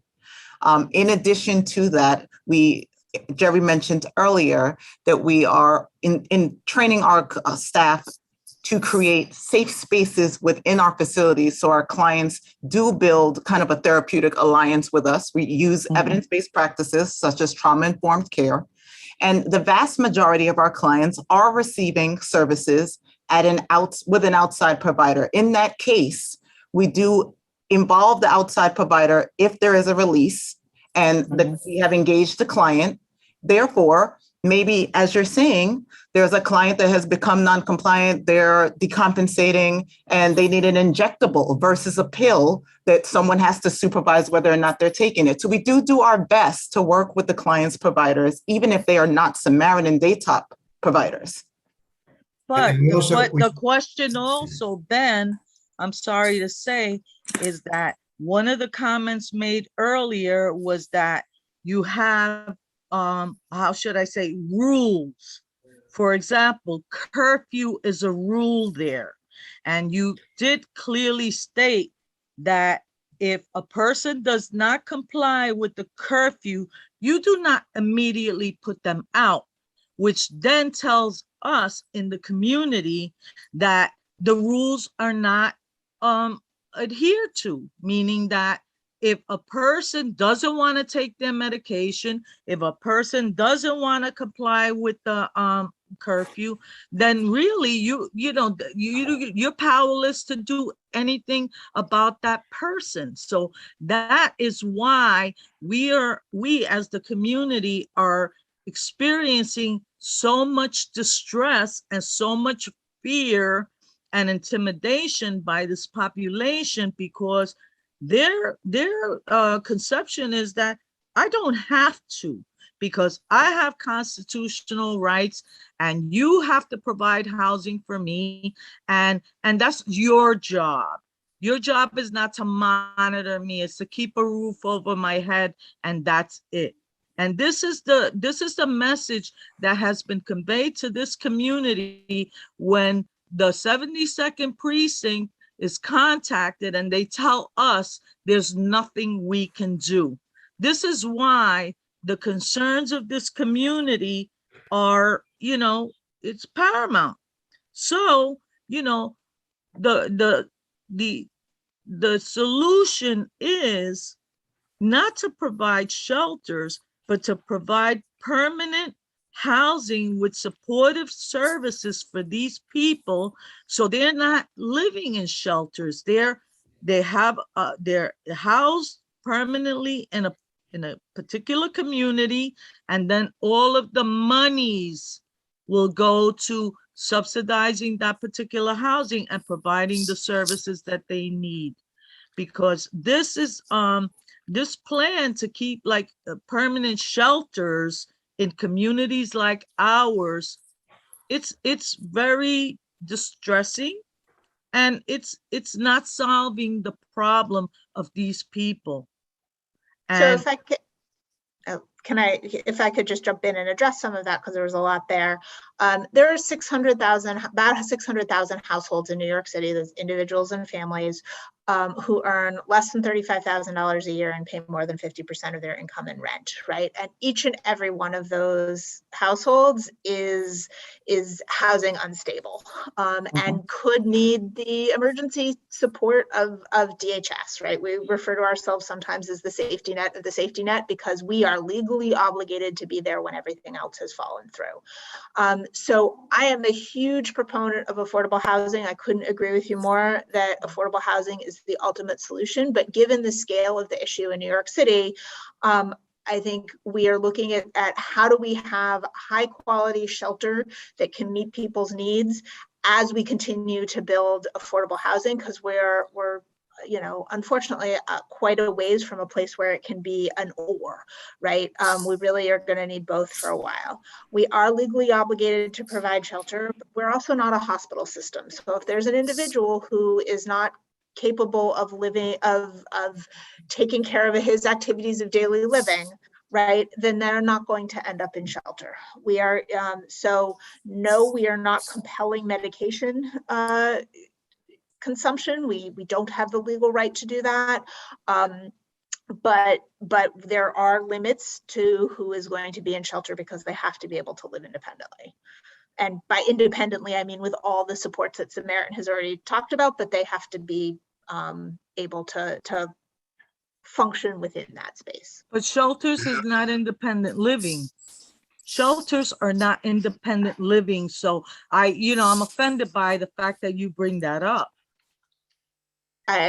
Perhaps it was a challenging choice of words on my part. When we say able to live independently, I recognize the fact that there are a lot of services in shelter. We believe very much in the value of the services in shelter. They have to be able to, the individuals can't need hospitalization. Let me put it that way. If we look at an individual and deem that they need hospitalization, they won't be placed in shelter. I have Joseph Lara next. Good evening, everybody. Thank you so much for making the time tonight. I want to start first by reiterating the need for facilities like the one you're speaking about. As someone who experienced significant housing insecurity early in life, I definitely understand the need for shelters. And also I'm somebody who has dealt with mental health issues most of their life. So I think conflating these two issues, a lot of folks, the energy that they bring to this conversation does carry a lot of weight and a lot of bias towards this population. And I recognize that. And I'm sure every one of the panelists and the people that we invited also recognize that. But to the core of this, I think the primary concern of a lot of the constituents that are here are safety. And that is what I would love to hear more about. In particular, what are you doing to bring not only awareness of the safety, but really talk to people and present to them that this space and facilities are being kept safe? That's one of a couple of questions, but I would love to hear more about that. Anthony? So the facility itself is presently right now the safest that it will be. It will have everything necessary to address the situations that present themselves within the facility. Now, I'm hearing a lot basically on the outside, and as people walk around a few blocks away or whatever the case may be, those are situations that we can't necessarily follow somebody throughout the entire day. So my concern really is the facility, the immediate area within the facility, understanding the community's concern, try to create an environment that is a non-institutionalized environment where the clients there can actually feel that they have a comfortable place to sleep, get something to eat, address their situations, try to get as many services as possible, and feel safe, as well as staff also feeling safe in an environment that's challenging, right? And try to address and try to resolve some of their concerns. Understanding that everything that we've done within the facility is to sort of secure the facility in itself, along with assuring that clients are sort of monitored throughout the day within the facility as well as staff, right? I mean, it's a two-way street, right? We want to make sure that everybody knows what is happening. If we need to sort of, if we notice a flag being raised, or if we notice a concern being raised, we can immediately visibly see it and address it as quickly as possible by having staff readily available, security readily available, and having, like I said previously, that open line of communication. There are many times that that the facility will reach out to me, and I'll reach out to the officers just to simply, maybe if they could swing by, just take another ride by the facility, or just, let's make sure everything is going okay, just so that we can make sure that we have that additional presence outside as well as we have inside. Well-lit area, cameras throughout the entire facility. Like I said previously, we just really installed brand new state-of-the-art X-ray machine and walk-through metal detector that simply will highlight anything that somebody will have on as they walk into the facility. Really requires minimal manipulation of the machine to sort of identify whatever object someone has on their person. So there's a lot of things that we're sort of doing behind the scenes to making sure that everyone who comes within the facility, as well as leaving the facility, is safe and secure. as well as providing safety on the outside, because now what the facility has done by having those lights that are now outside has provided a well-lit street so that whoever walks doesn't necessarily walk within a desolate area. So I think that provides a two-way street, both for the community as well as for the site itself. Hope that answers your question. I'm sorry. I didn't mean to interrupt. I apologize. I just had two quick questions. Someone had mentioned earlier about offering housing assistance services to some of the folks staying there. Can you speak more about as to what kind of services those would be? So part of how we operate all of our shelters is to assist people with moving back into the community. And we start those conversations as soon as they arrive. And that could be back with family, that could be supportive living, that could be, you know, a room, that could be an apartment. It really varies based on the individual and their situation. So we take advantage of vouchers that are offered by the city. We take advantage of any new programs that are available. We have housing specialists that work for us that will be based at that site, and their goal is to assist clients into moving out. We can transport clients to appointments via our van. So this is what we do on a daily basis.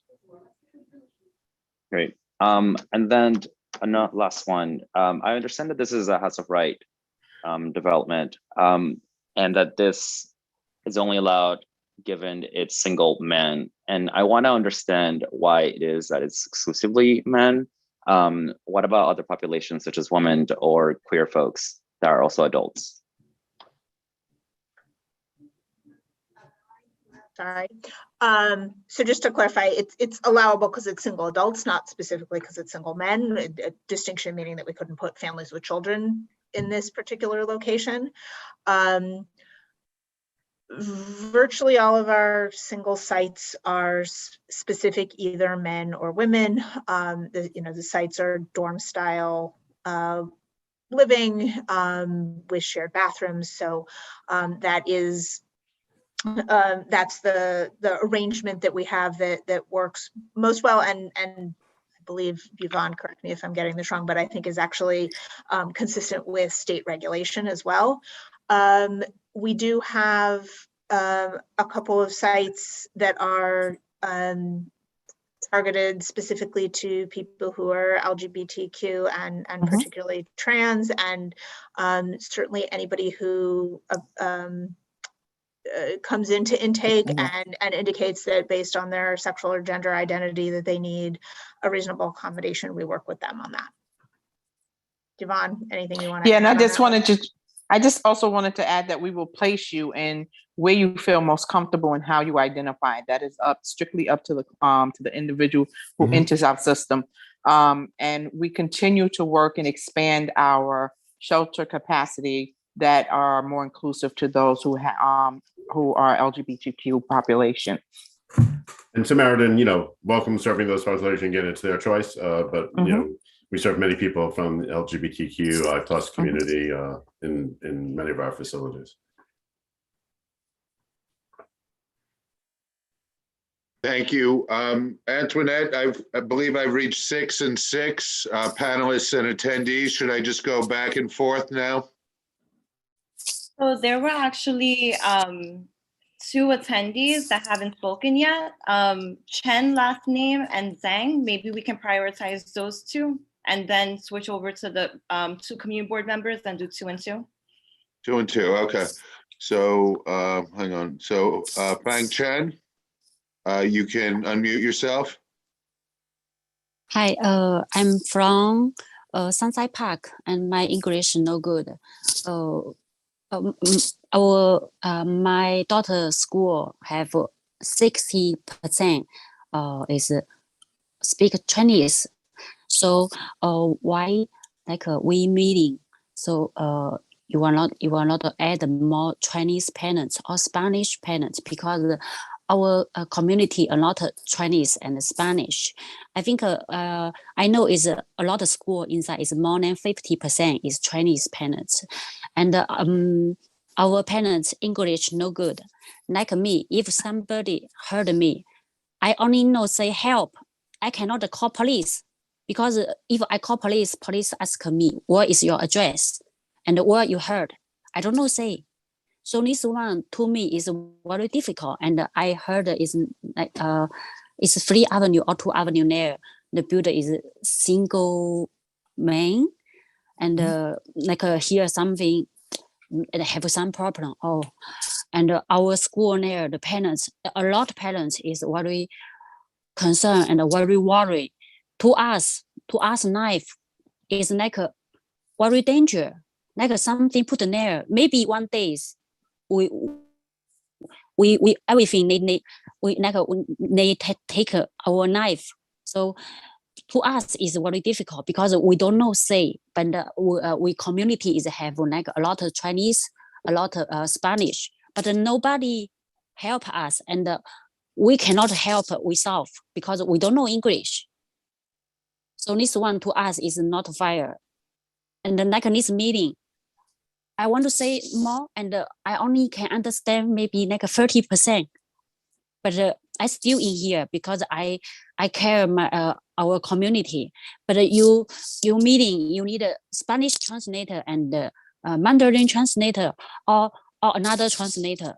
You need if you want everybody together, you need to do more work. To us, this one not fair. I talk to our school parents. Everybody is like, oh, we just think, oh, we knife, like always something happen or something happen to us, and made life is no night. So now my English no good. I don't know. Ask you question. I just tell me what's about my feeling, and our here school 50%. My school is 60% Chinese, but nobody care because we English no good. You don't care. Thank you. Jeremy, can you just help explain a little bit more about the budget, and if it would be possible, maybe we can have another meeting where translators are available and do more outreach? So we would have to pay for outside translation. I would have to see if we have money in the budget that's available for that, but we are also now trying to find money for equipment to have hybrid meetings. So I have to make that assessment.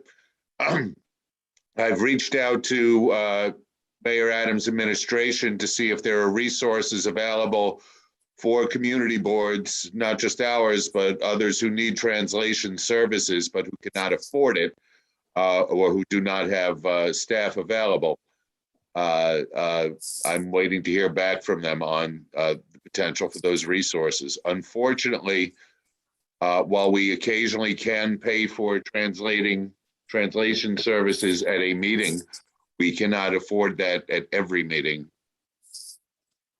Hi, I'm sorry to interject. This is Yuri Sanchez from DHS.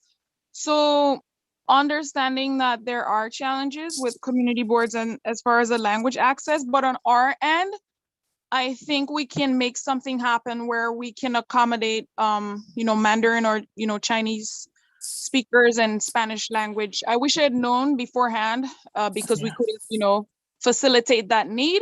But let's talk offline and we'll try to make something happen.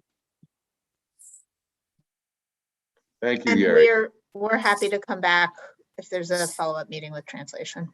Okay, Thank you. So I'll follow up with you, Yuri, and I'll also follow up with you, Fang,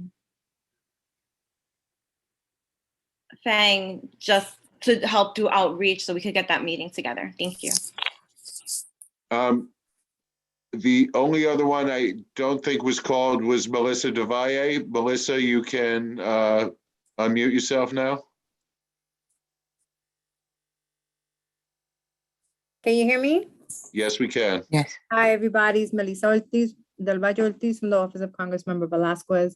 I just wanted to pose a stipulation to DHS because many of the community residents have been voicing a lot of the repeat things that I'm sure that you've heard across the city.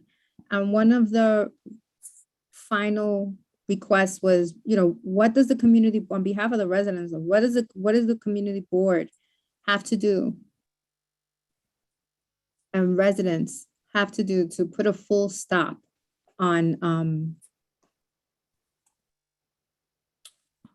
for DHCS to stop looking at Sunset Park or Community Board 7 because for shelters, because even as Community Board 10 is taking on a shelter, it's actually being put in the community of Sunset Park, even though technically it's Community Board 10. So what do we have to do to put in a formal request to DHS for a full stop within the confines of what would constitute as Community Board 7? So we have certainly heard the feedback. It is a priority for DHS to make sure that there are shelters spread across the city and that we are in lots of different neighborhoods. One of the last meetings that I did similar to this was in Soho, right? So, we do this across the board, across the city. That being said, and I should add that we don't have other sites in the pipeline here. That being said, given the fact that there is a legal mandate to provide shelter to those who need, it is not within my control right now to make any blanket statements. Okay, and then that being said, what if any subsidies are residents who reside in these shelters provided so that they can acquire housing, if not in the local community, then anywhere in New York City? Great question. So we have lots of different housing subsidies that are available to DHS clients. Which subsidy applies to whom depends a little bit on the client profile. The biggest subsidy that's available is City for HEPS, which is a city-funded rental subsidy program. It's sized the same as Section 8, which is the primary federal rental assistance, but the wait list for Section 8 has been closed for decades, so the city has stepped in and created its own program. To be eligible for City for HEPS, you have to be under 200% of the federal poverty line.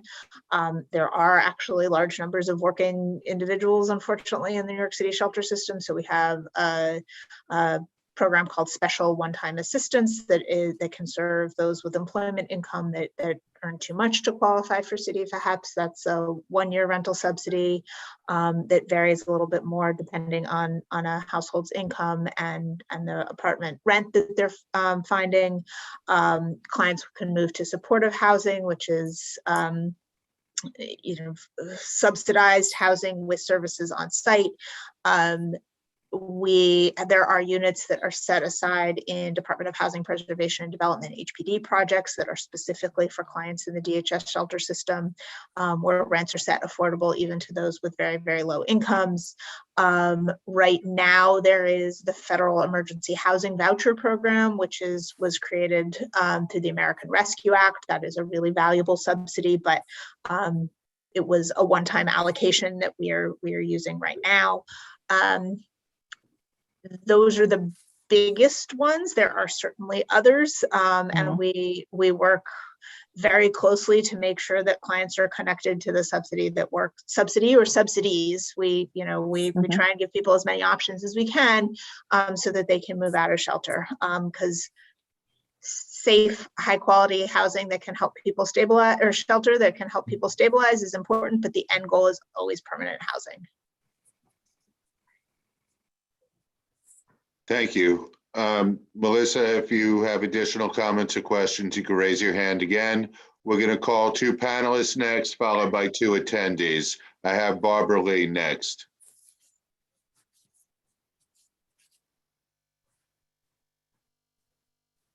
Good Barbara, evening.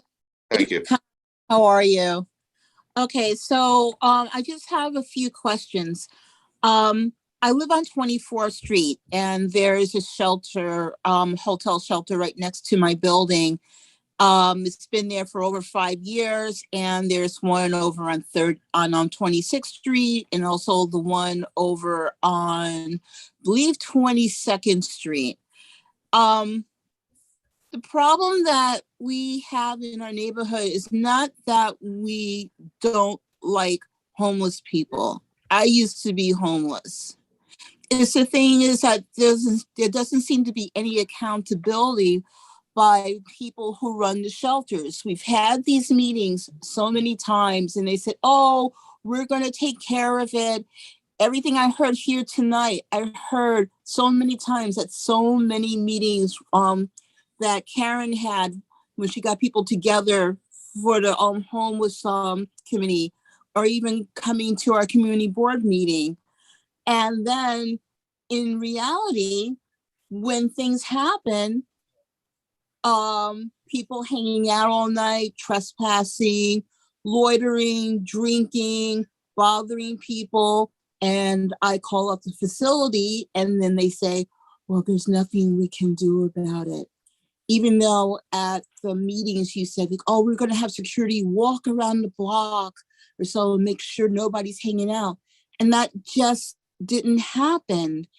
So it's hard for me, I can't speak for everybody else, but it's hard for me to trust what you say when you went back. I mean, DHS and the providers of these hotels have went back on their words so many times. I'm just concerned with what's going to be done differently. I don't know if you're going to have adequate security. What kind of men are being placed in there?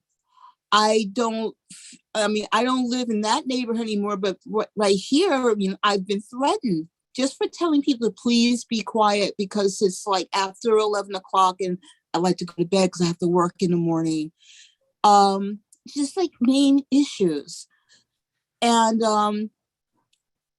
I have to say, like, Karen has done so much when she was chairperson of the committee.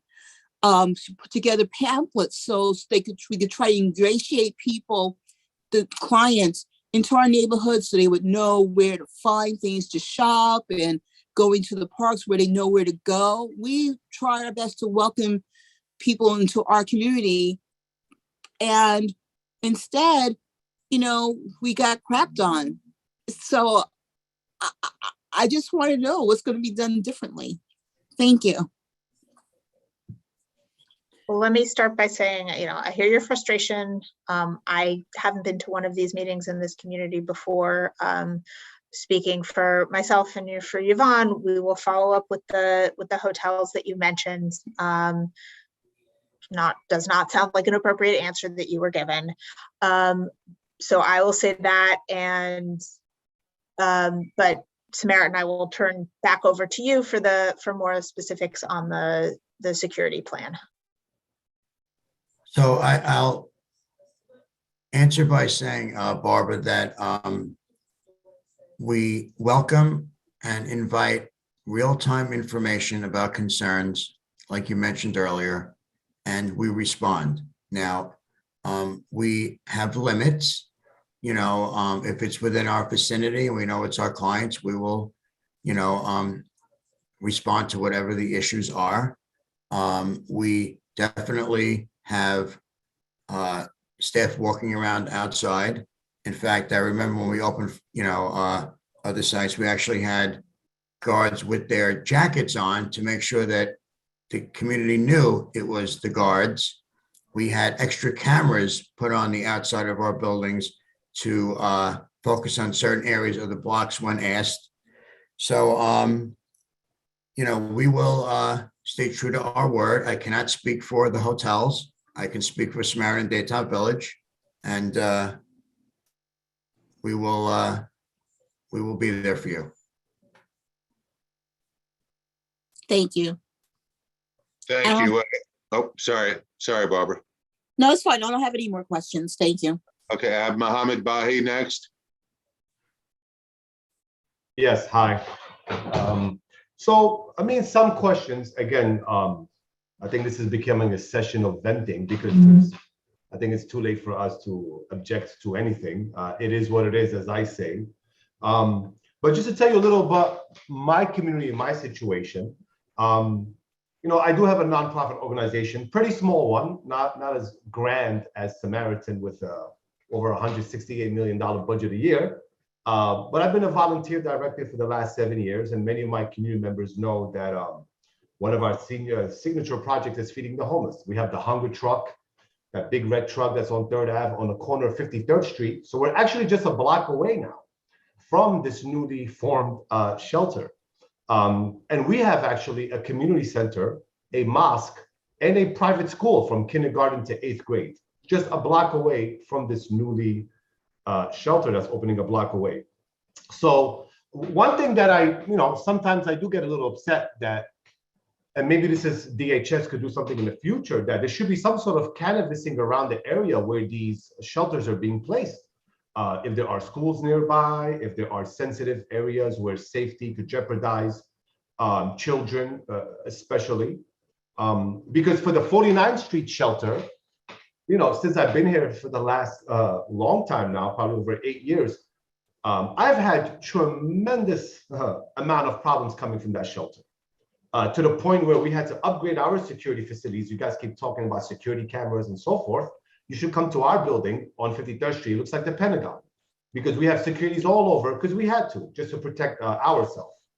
But I have numerous issues coming from 49th Street. One of the biggest things was that a lot of these individuals pretty much don't have much of a punishment system, right?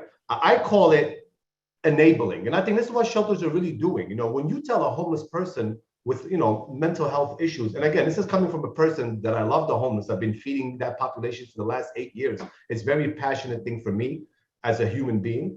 But I see it very troubling when an organization has this kind of policy that, hey, you could get drunk, go ahead, right? Just try to come back before 10. And if you come after 10, we'll try to find out a place for you. Now, to tell an adult homeless male with mental problems, that kind of stuff, that is just, to me, very careless, because who is going to suffer from these consequences? It's not you guys. You guys don't live in the vicinity. It's not the organization. They're getting their funding.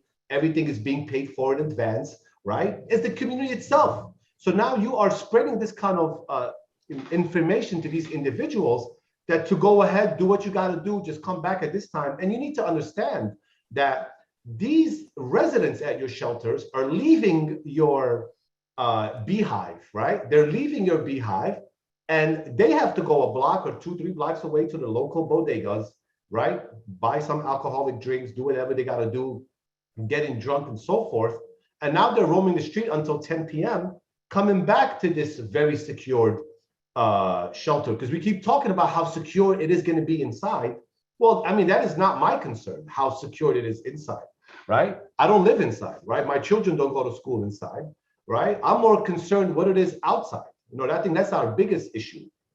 And when you're telling residents this kind of information, I just find that to me, when I heard, my mind exploded. I said, is that really what information we're telling them? That, you could come back drunk, you could come back high, no problem, we'll take you. 10 o'clock, even after 10, it's okay. I think that's very careless as an organization that is getting millions of dollars, that's been in the game for 20, 30 years. I think by this time, there has to be something a lot more smarter, because this is the community that's suffering itself. So the issue of the safety, it is a big concern. You guys are opening April 1st. We're actually starting our holy month of Ramadan the following day. And during the month of Ramadan, we are open till 11 p.m., where we have women and children coming every night to pray, break our fast together. And literally for the last 4 years, it has been a disaster from the 49th Street shelter. Because to be realistic, a lot of these people coming out of jails, when they go to jail, when it comes to the Muslims or Islam in jail, there's some sort of security. A lot of them say they're Muslim. So I get constantly a flow of these individuals that are coming inside the mosque, because we're open 7 days a week with an open door policy, that are taking a nap there. They go use our facilities. Sometimes they're eating the food and so forth. And it's becoming times where I had to physically manhandle them and push them out. And I'm like, this is crazy. Like, now me as a director of a religious institution, I have to put my hands on someone because I'm scared. I called the cops numerous times. just like everybody else here says, is the same answer. We can't do anything. We can't do anything. So it just gets frustrating after a while. Yes, I love helping people. My organization is called Muslims Giving Back. I'm all about giving back. We do it, all of us are volunteer, but it has to come to a time where there has to be some sort of research that it cannot just be about money. You know, it just can't. And I think, unfortunately, not a lot of nonprofits out there, that is their main driven goal is to, you know, hire big time CEOs, pay them $250,000 a year. And it's all statistics, money, money, money. This is what pushes the books. It's never really about the quality of work, about the results. It's pushed a lot by financial, you know, rewards, but, you know, it is what it is. So for me, it comes back to the safety. So now we're dealing with the 49th Street shelter. Now we have another shelter that's a block away. Right? So how does it work when it comes to your outdoor security system, where you said you're going to have either, you know, I guess a car or something that's going around the block that gets to see what it is? Because I find that to be quite, to be honest, careless to allow or give this kind of information to your residents that, you know, they could be drunk, they could be high, no issue, just come back before 10 p.m. Because again, it's the neighbors of Sunset Park that are going to suffer these issues. And to address one other issue, sorry if I'm taking a little long, because I think like everybody else, we're all frustrated. And the least I could do is vent. So at least I could go to my community and say, hey, listen, we spoke and, you know, it's the system. It is what it is. This really loophole that I think Molly explained to us when it comes to an industrial zone being converted into a residential, that is something crazy. That is something that I think us as a community board, as a community, we got to make sure this doesn't happen, because this is a loophole that I feel now, you know, Samaritan Village or some other nonprofit organization could just open up buildings left and right. Sunset Park, you know, 3rd Avenue and below, it's all industrial. There are numerous buildings there. So just imagine that things are just going to start popping left and right without the community's response. So it goes back to, maybe this is a question towards Mitchell or Jerry, that really the safety concern, that how can you really as a shelter, you know, tell people that, hey, you could be drunk, you could be high, no problem, just come back before 10 p.m. But then really start maybe actually, and Mr. Anthony that has a lot of experience in the security world, right? How does that make sense logically? Me as a neighbor of Sunset Park, when you're describing the high security of your facility, but then you're allowing people to come out of that high security facility, roaming the streets and allowing them to get drunk and high and so forth, but they got to come back before 10 p.m. I just don't understand, how is that not even a rule for your shelter? So I'll say a few things. You know, first of all, you know, as Molly has said, you know, there's a right to shelter, and so everybody, you know, has a right to shelter, whether they're, you know, inebriated or not. And part of the goal is to both get them off the street and also engage them in services. And so we do that inside the shelter. We are primarily responsible for the security inside the shelter. With that said, you know, as Anthony said, you know, we will have, you know, there'll be lights outside the shelter. It's what often police will say is very important to have good lighting. We have cameras, not just in the facility, but will be on the street. And the new cameras, well, that's not new anymore. The ones for this shelter are new, but the technology, really, you can pick up people pretty far away, even when it's at night and dark, even if it's not lit up. You know, periodically we'll get asked by NYPD for footage of from in front of our building, not because of anything one of our clients did, but something took place on the street. We will have, you know, staff sort of walk around the sort of immediate, you know, the block of the building, maybe a little bit more, asking clients not to congregate. They are free to, we can't force them to move. But we also make it very clear to our clients, we do not condone any illegal behavior, either inside the shelter or outside the shelter. And if we do see something going on, you know, we encourage either, you know, community residents to call NYPD, or at times, you know, we do ourselves. So we are not law enforcement, but we do our best to keep the immediate area, you know, as safe as possible. And then, you know, if needed, you know, calls or backup, so to speak, NYPD. Unfortunately, we have Anthony, who's, you know, will have opened up those lines of communication with the local precinct. So we are, you know, equally concerned about the safety of our staff, of our clients, and the communities. But, you know, we are not law enforcement, but there will be a pretty robust, you know, contracted security staff at the site. Right. So just a quick question, just so I could understand myself in my community, that if we do capture some of your residents that are coming away literally a block and they are harassing people or just doing things they're not supposed to do illegal. What is your policy now that if I come back to you as an organization and I say, hey, listen, this individual, here's the clear footage of this person, right, causing this trouble. What is your policy? Do you have like a 1 strike, 3 strike? Do you immediately transfer them outside Sunset Park? What kind of system you have in place for repeated offenders that are harassing the community? So we don't really have an exact hard and fast rule. However, what I will say is if there is repeated incidents of safety in or around the shelter, we will work with DHS to have the individual have a fresh start in another location. Of course, that will vary with the individual, that will vary with the type of incident. And I also wanted to add that we're not okay with people coming back drunk. Let me be very clear. Yeah. If that does happen, that's a trigger for us to intervene, to help them, to get them into a detox, to get them into the hospital, to administer Narcan. If we need to, we carry Narcan on our person on every shift, and we save lives on a regular basis based on the opioid crisis that everyone reads about in the paper. So I just wanted to, clear that point up. We don't encourage clients to get drunk, but when they do, we intervene. I appreciate that. My last comment, maybe Molly, if you could clarify that more since you're part of DHS. What is the process now, us as a community, as neighbors, if we identify any residents of the shelter, what is your process for removing these, potential repeated offenders? How does it work? And I'm talking about, if you could please be clear, not, sometimes, again, we just get dumped with very generic information, and then, because I don't think I could access you easily as I have now, one-on-one. So just for me, as a leader in the community, I want to know that there is a person that is causing issues of harassing, because now if I go to them, they're going to say, nope, it's not us, go to DHS. So now if I go to you guys, what is the process? Is there a phone number? Is there a link? How long would it take?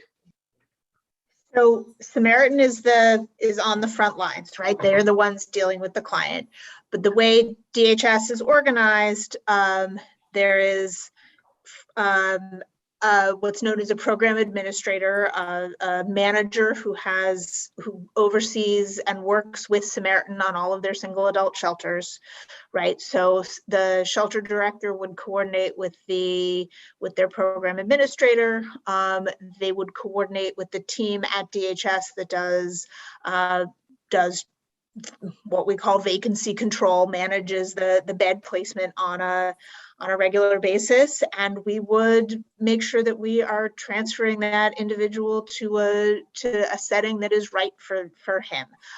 There is no, this is the instant, it looks exactly like this, because we're dealing with human beings and the circumstances are different, right? So emergencies can get dealt with very quickly. We are a 24/7 operation.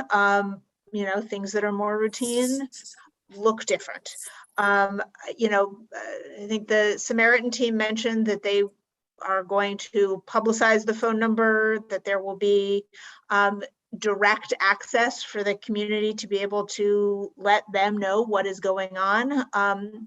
We do encourage that because, we, the city, are not on the ground every day. We absolutely do have staff who come out, and Yvonne, jump in here because they're your staff. Yes, but you do.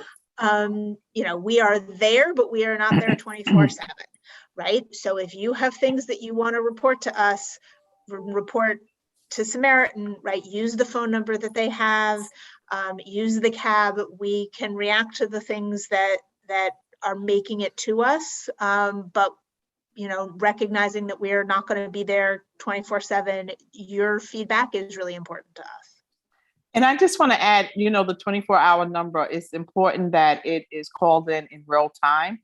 So any incident that is occurring, it can be addressed in in real time from Samaritan Village. And like Molly said, we're on site. We're Samaritan Village's frontline staff who's there 24/7. DHS is online 24/7. So we answer our calls all night, every day, 7 days a week. And if someone really needs to be transferred, sort of like what Jerry said, unfortunately, it does It does depend on the client. It depends on the incident. We look at those individually, you know, that we can address, you know, and if something is really a serious safety issue, that person can be moved immediately. And I'm sorry if I missed it, but could that number be provided in the chat? Yes, I posted it. I'll post it again. Thank you. I have Sarah Ostalaza next. Sarah, you could unmute yourself. Yeah, I'll try to be brief. With the range of behavioral diagnosis you mentioned, ranging from depression to perhaps schizophrenia, is there any flexibility to have care for the homeless program within this facility? Because 92 cases for a part-time psychologist and a 40-hour nurse is a lot. It's approximately 4 cases at best. It was mentioned that you have a relationship with the local hospital and health clinics, but I have to say I have personally been unsuccessfully trying to bridge a health linkage between Samaritan Village for the past 6 years, and it has not happened with the NYU institution. With that need on hand, what's going to be different with the facility and a true partnership? Because essentially the hospital will be the one providing care for your residents, as the facility you mentioned is in East New York, and it's quite some distance from Sunset Park. Now, as the provider, having this information on hand, hearing the community and all the concerns, now that you know better, will you do better? So if you're asking us to collaborate with NYU Langhorne, that's clearly what we want to do. It's been unsuccessful for 6 years Okay. with Samaritan Village. So then maybe we need to figure out why that is and how we can fix it, because we welcome those collaborations, especially with something that close to us. So if you can help us bridge it, please help us. I mean, I have actually, and not to put you on the spot, but I have personally emailed you twice in the past, I would say 2 months, in trying to just do a relinkage, because there has been no CAB meeting with Samaritan Village.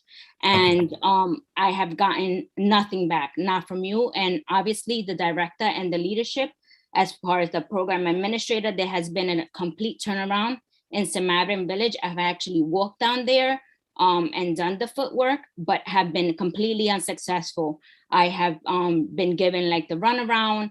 And so again, and when I say we, I mean NYU Langone Health Hospital, Brooklyn, will be seeing these patients. They're in our community now. So, I mean, this has to really take a turn for the best. Obviously, we, as of 1201, you mentioned, you now, you now have the facility. This is moving forth. And I think that all the concerns that were expressed here, okay, as a community member, as a hospital administrator and community advocate, like this can't go on deaf ears, and this can't have the only conversation that we are having with the program with Samaritan Village or DHS. And I think that it not to hear and understand that we have these meetings. We have meetings like this, and it's handed to us, and it's like, yeah, we're gonna follow up, we're gonna follow up, we're gonna follow up, and we don't follow up. This, oh, sorry. I'm just saying, this is like, in order to do better in the community and for the community, there has to be like consistent dialogue, consistent collaboration. And again, I represent the community and the institution. So I have to, I'm just expressing my experience for 6 years. 6 years is a long time trying to build the linkage agreement. With the Sarah, could you please wrap up? With the health institution that serves Samaritan Village, and now I guess Samaritan Village too. Yuri, can you reach out to Ms. Ostalaza in the morning, and we can facilitate a 3-way meeting with Samaritan and DHS and her and anybody else she needs to loop in? Sure, she's an excellent partner, and I remember, pre-COVID, have working with her in the cabs, trying to build this partnership. So I'll reach out. Yes, Sarah, we'll make this work for sure. Okay. I hope so. Thank you. I have Sylvia Augusto next.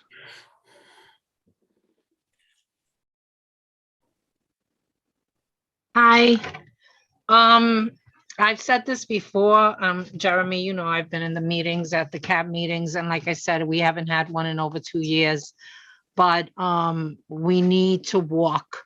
We need to have a couple of people go around the neighborhood and talk to the residents. But we need it with the bigger people in this Samaritan Village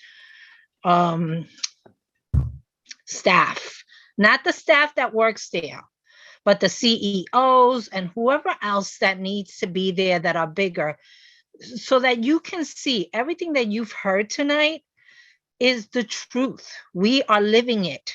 We're not trying to knock you down. We want to help the clients. We want to have that. We want the community to help your organization, but we also want to be heard, and we have not been heard in over 2 years. This has to stop. You have the police there all the time. You have clients getting hurt there. You have a lot of stuff that I cannot say right now, but I just feel I'm frustrated because we have tried over and over and over again to communicate with your organization, and it's deaf ears. And we are a good community, and we want the best for your clients, but for our community. Okay? It goes hand in hand. And if you guys aren't listening to us, you keep on saying, we're taking care of it, we're doing this, we're doing that. The clients are not getting the help they need. I'm so sorry to tell you this, but at that location at 247 49th Street, they are not getting the help they need.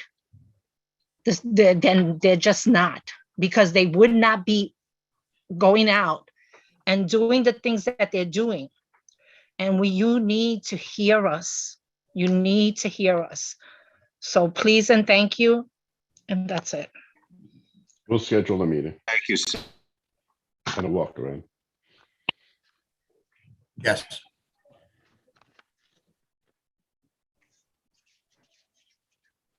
Thank you.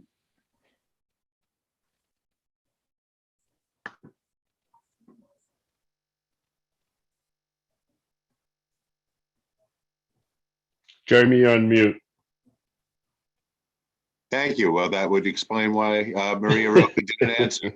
Maria Roca, you're next. Maybe that's not the only reason. Maria Roca? She's on mute. Yep. Maria, you need to unmute yourself. Going once, twice. Karen Rolnick is next. I'm Oh, unmuted. no, wait. Sorry, Maria just unmuted herself. Go ahead, Thank Maria. you. Thank you. I had like 25 questions, and fortunately, I'm happy to see that other people we have the same concerns. So thank you for that. I have some very straight questions. Was a picture of the building posted at the beginning of this Zoom, just so that people know what it looks like, just for general, that's one question, for general knowledge and something to be distributed to the community on that, on the distribution list, just to make people. Nick Azadian just posted it in the chat, Maria. Oh, in the So chat, but not, it's it available wasn't, it didn't come up on the screen. Okay. Who is the landlord slash owner? Because there could be an owner who already rented to somebody who then now is leasing to Samaritan Village. So who are these people? Do you have the names, Andy? Or does the community have to now go and do research on Acris and blah, blah, blah, and Sisbumba? Because it would be nice to have had access to that information, come to a presentation with that information available without having to then go and do research. What is the length of the lease for 5113 Second Avenue? Is it a 10-year lease, a 20-year lease, or whatever it is? And I'm going to stop at the last one of this segment so that people can actually respond, and then other people can speak.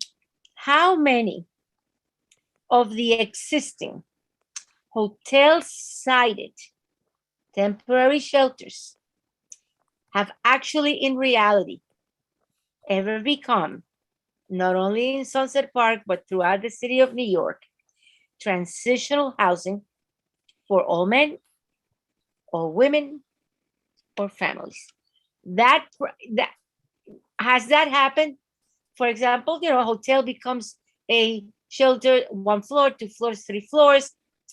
They are closed, as we're being told. 5 of the existing hotel shelters will be closing in the next couple of years. And then the buildings are sold privately, or and then become actual well-resourced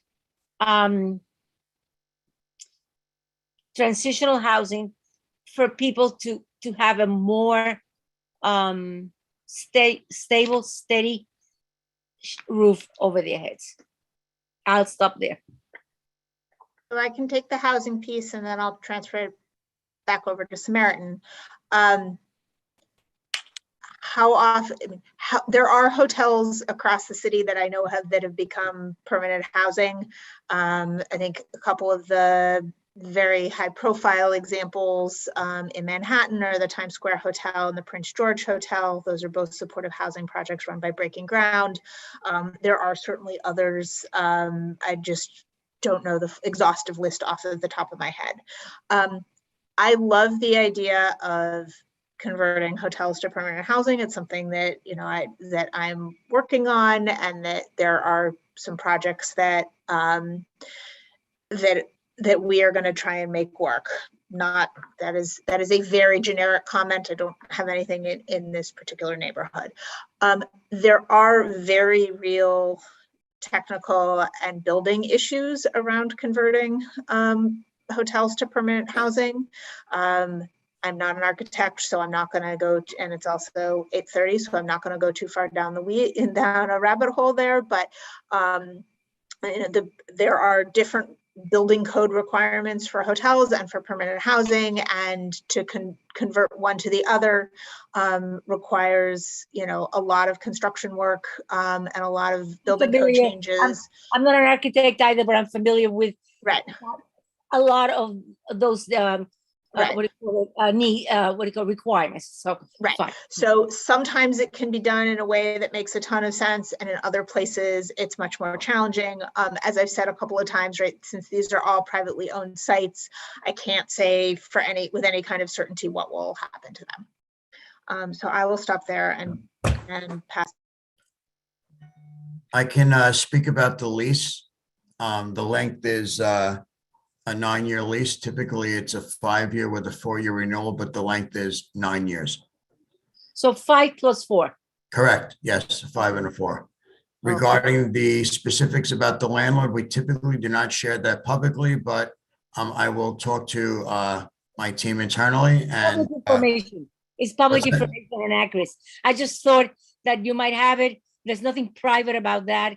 Anyone who owns property, unless the person who actually owns the property is not the person that you're leasing from. They have some arrangement with the owner, allowing them to sublease to you.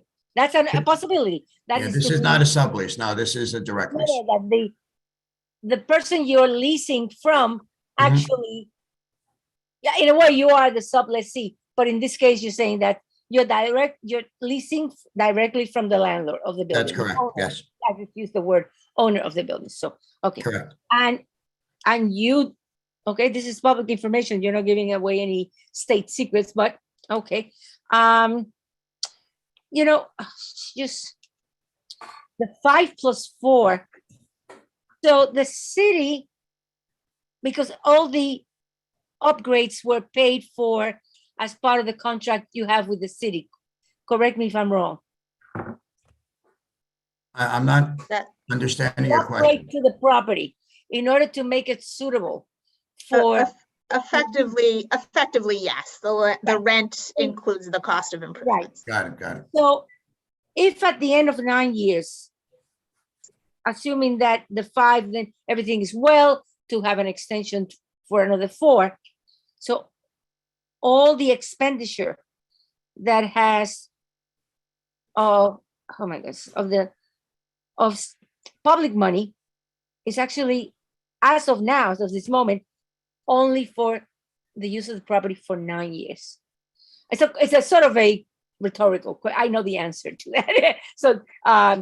So that is concerning as far as it being fiscally sound in a way for long-term. Oh my goodness. Okay, well, I'll stop there and think through what I just heard. Thank you. Thank you, Maria. I have Karen Rolnick next. Hi, I want to make a few points of clarification for things that I've heard over the course of the meeting. First of all, DHS is claiming that they're going to close some of the hotels, and I want to verify that they have been closing hotels. And, in the past 5 years, they've closed at least 4 hotel shelters in this neighborhood. I know it doesn't seem like it, but they have been making progress in that area. And I know that that's a goal that they're working towards because it costs them more money anyway. The other thing I want to clarify is people saying that we get only shelters for homeless men. Actually, that isn't true. We have a very large family shelter in our district that's doing quite well and gets very few complaints. I have one question. It's a 2-part question. Will you be providing addiction services at the hotel? And if so, is there a possibility that it could be a situation where there are some of your residents have been court ordered to be there, or will they all be there getting treatment for their mental health issues voluntarily? So it's very rare that anyone is court mandated to our locations, although it has happened, but it's extremely rare. Many of the clients do have co-occurring disorders where they have mental health issues coupled with substance use disorder or alcoholism issues. So we treat both at the site. And if it's something that goes beyond our scope, we can refer out hopefully to NYU Langhorne when appropriate. Okay, thank you. And I also have one other thing that I want to address, and that's that people who are experiencing homelessness have all the same rights as other citizens. They're citizens who are just homeless. And that means that, if someone wants to enjoy a brandy on Christmas, they're not banned from doing that. They're allowed all the same rights as the rest of us. And, I know that the shelters do discourage drunkenness and drug use, and I just want to acknowledge that happens. And the other thing I wanted to mention is that if we aren't importing mentally ill people from like other states. DHS has a very strong program of seeing where people come from, and these people are here. They're here anyway. They're here, and if they're not going to be in the shelters and they don't have homes, then they're going to be on the streets. So let's just remember that when we're talking about providing shelter for mentally ill people, that they're either going to be on the streets if they're homeless or they're going to be in shelter, and it's better for everyone if they're in shelters. And I'm done with my little lecture. Thank you for hearing me. Thank you, Karen. Thank you, Karen. I have Diane O'Connell next. Diane, you can unmute yourself. Thanks, Jeremy. This is probably, I'm going to support everything that Mohammed and Barbara and everybody else has said. And this is not about homeless individuals, whether they're mentally ill or not having rights. They have the same rights. They're human beings, and they have the same rights and deserve dignity just like anybody else. I think what everybody's hearing on this call is the fact that this area is really getting frustrated with what I would say is, even though we've been on the phone for over 2 hours now, a somewhat disappointing response in the sense that there are statistics that people don't know, even though it's their jobs. And I'm not trying to be cruel here, but I mean, there's just stuff like we're being told is confidential. You don't know, and it's a little disappointing because I would think that given some of the issues that you're hearing, I would hope that the next meeting would be better prepared. So what my question is to support everything that Barbara and Mohammed and everybody else is saying, is that for this particular shelter, it sounds like it's going to be somewhat of a Fort Knox, and there's tons of cameras. It doesn't help the community. It helps the shelter. So maybe my question is more for DHS, in that part of what's going on here is that single males in shelters and homeless hotels in this area have a tendency to, and not all, cause problems in the neighborhood. And so our children and our families and our grandmothers and mothers are walking around apprehensive and feeling unsafe. Our buildings are being desecrated with urine and feces. I mean, there's a lot of stuff that's going on. So is there any way, if these shelters are going to continue to exist in our community, in this neighborhood or any community, that Department of Homeless Services can somehow coordinate with the DA's office? Because I can appreciate that Anthony from Samaritan House is coordinating with Hammond, who's the Sector B NCO in the 72nd Precinct, but the Sector B NCOs have no power, because if they arrest any of these people for doing public urination, defecation, pulling out their penises in front of children, public drinking, loitering, harassing people, they make arrests and they bring them to the precinct. And then the district attorney's office says, we're not prosecuting that. And they're back on the street in an hour. So Diane, can you please wrap up? I'm wrapping up now. My question really is for Department of Homeless Services. Is there a way for DHS to somehow coordinate with the DA's office to try to urge them to, and I'm not saying like prosecute, everybody, but to stop allowing the petty crimes to go unpunished, because then these individuals get back out on the street and then they harass us even more because we're the ones who made the complaints. And it's a vicious cycle. And the DA is, in my mind, probably one of the epicenters of enablers in this entire situation. So that's not something that we've done in the past, but I hear the feedback. I think it's something that we'll take back and that we can report back through a CAB meeting or through conversations with the community board. I have George Cardona next. George, you can unmute yourself. Okay, can you hear me? Okay. Yes, we can. First, I feel people who support these shelters don't live near these shelters. So if you don't live near a shelter, don't be pointing the finger at us. And I still feel that we're being pissed on and telling us it's rain. Now, to all these people here, you have not controlled the issues with the 49th Street shelter. So how do we expect us to believe you're going to do anything better with the next shelter? Again, it's bullshit.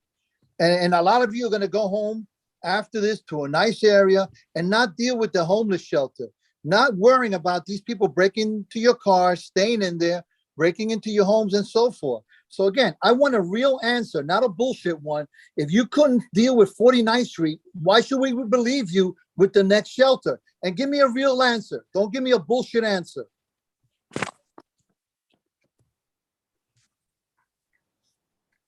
I'm done. Let's go. George, my answer is to invite you to our cab where we can collaborate further and hear your concerns in real time and make sure they get addressed. I have Nick Azadian next.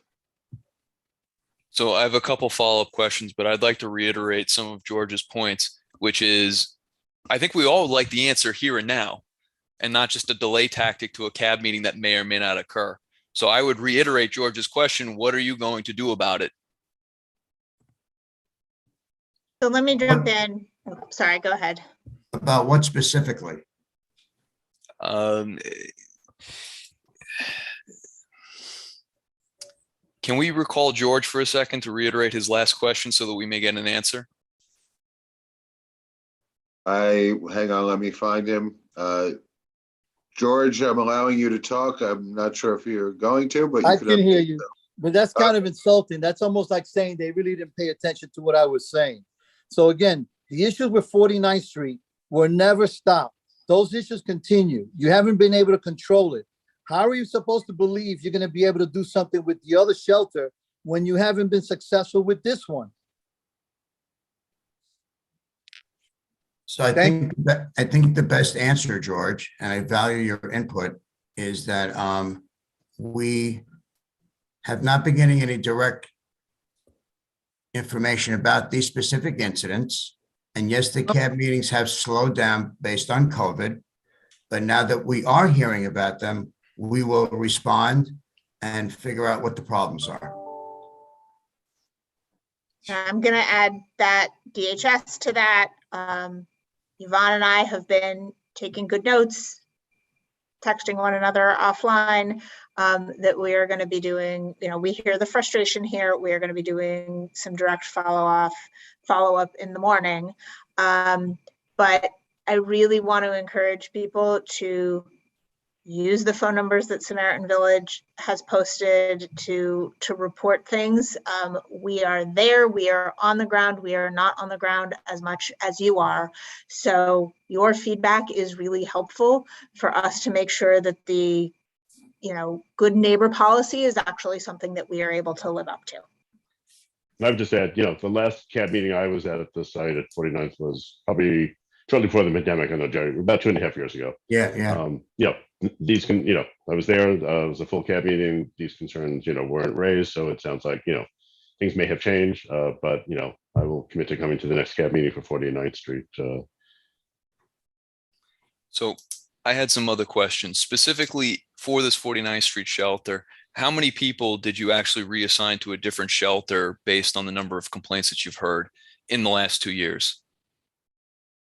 Do you have an estimate?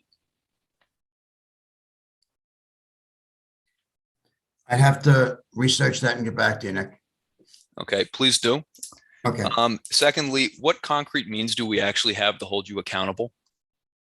Because as you can see, there's a lot of concerns with the community. Now, everyone has the understanding that these folks deserve dignified places to live, and they need a place to be. Secondly, we also acknowledge that the vast majority of the residents are not causing these issues, and it's likely a smaller percentage. However, that smaller percentage usually causes the vast majority of the issues. And as you can see by the numerous people commenting about this, they cause tremendous issues in the neighborhood.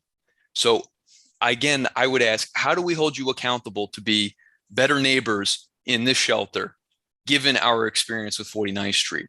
And I understand the CAB is one angle of this, but what do we have to really hold you accountable? As in, can you lose your ability to operate this site should you continue to not operate properly?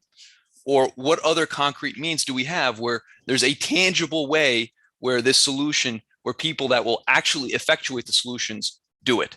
Because that is a big concern, where if it's an ongoing issue and there's nothing we can do about it, and the police won't fix it, and nothing else will happen, then what do you do? I think the answer, Nick, is for us to collaborate with NYPD, with DHS, and come up with appropriate solutions. If it's a matter of moving an individual to a higher level of care, we do that regularly.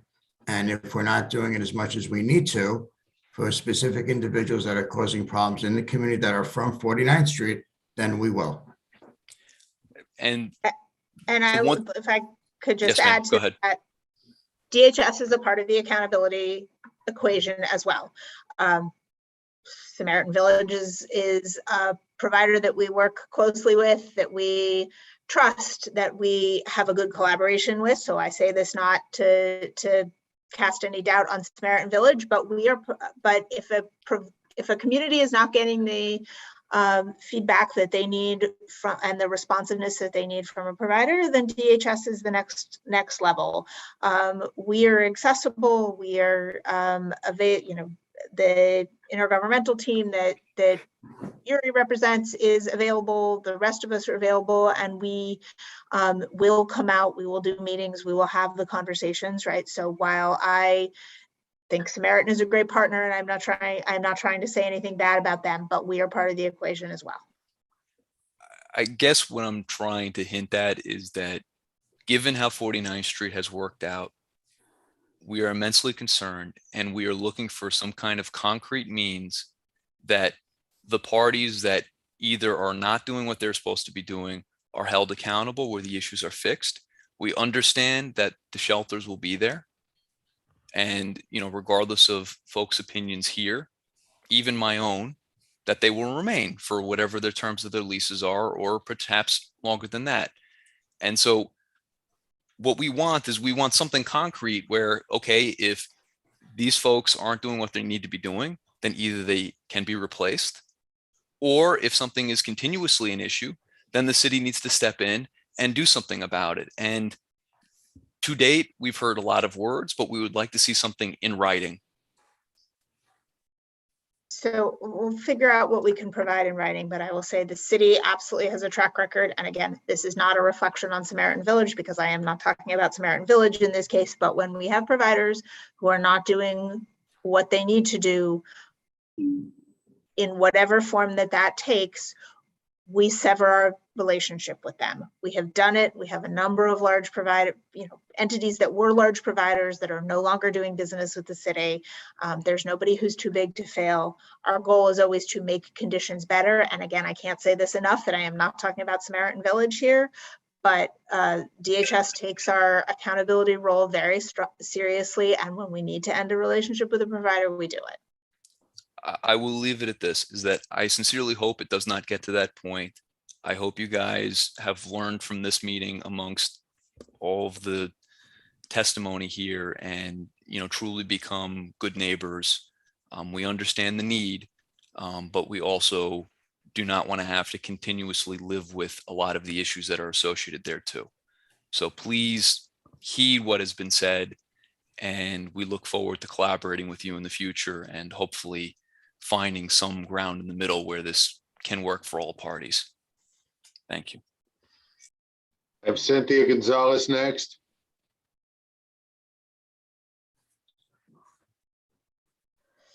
Okay, first of all, I wanted to say that I don't think that a question that was asked before, maybe it wasn't asked, but I wanted to know, how long does it take to remove repeat offenders? That's my first question. And my second question is, how many landlords accept these tenants knowing that they are mentally ill when you provide subsidy to these landlords? So it's illegal to discriminate against either source of income or people with based on their health conditions. It happens every day. I was just going to say, I know it happens, but we at our sister agency, we're part of the Department of Social Services. We have an office that actively pursues housing discrimination cases, particularly against source of income. It's something that we take really seriously. Yes, there is discrimination out there, but we also are really successful in placing individuals and families, more than 200 subsidized placements a week. Okay, but I'm specifically addressing the single male, homeless, mentally ill, not families, not nobody. I'm addressing the population that we're getting. Right. They're part of our population base, and we place many individuals, both with city perhaps and other subsidies into plain vanilla housing, and then also do placements into subsidized housing. I meet every week with our program teams to go over placement data. I can actually tell you, and Yvonne gets a lot of credit for this, that the single adult team has an incredibly strong track record, makes at least as many placements, if not more, than the families team every What week. percentage? What percentage? On single adults, we're placing a ballpark 100 to 120 individuals a week into subsidized housing. Right, there's a lot of work that we do to make sure that people get housing. That's the definition of subsidized, includes people moving out with vouchers, it includes supportive housing. There's a range of options, and we work with individuals, and the shelters work with individuals to make sure that they are getting the housing resources that they need. But what landlords are accepting these people? And where are these landlords? Because the question remains, like, if a landlord accepts a person and gives them a lease, in my mind, this is permanent housing. As long as they behave themselves, they're going to live, their lease is going to be renewed. Like, who is accepting these people, and where do these people exist? In private developments all across the city. I mean, I can't give you a list of landlords, but there are people moving out all the time. Again, some of it is plain vanilla private housing, some of it is supportive housing. But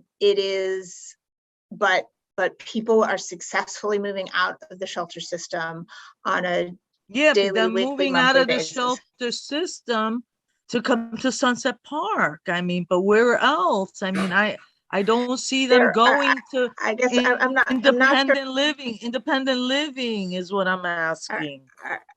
They are moving to, many people are moving to independent living. Many people are moving to permanent housing, to supportive housing. Some of them are moving to scatter site supportive housing.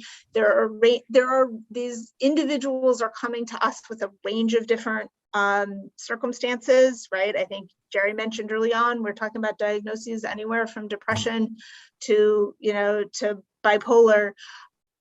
There are people with mental health diagnoses across the income spectrum, across the city.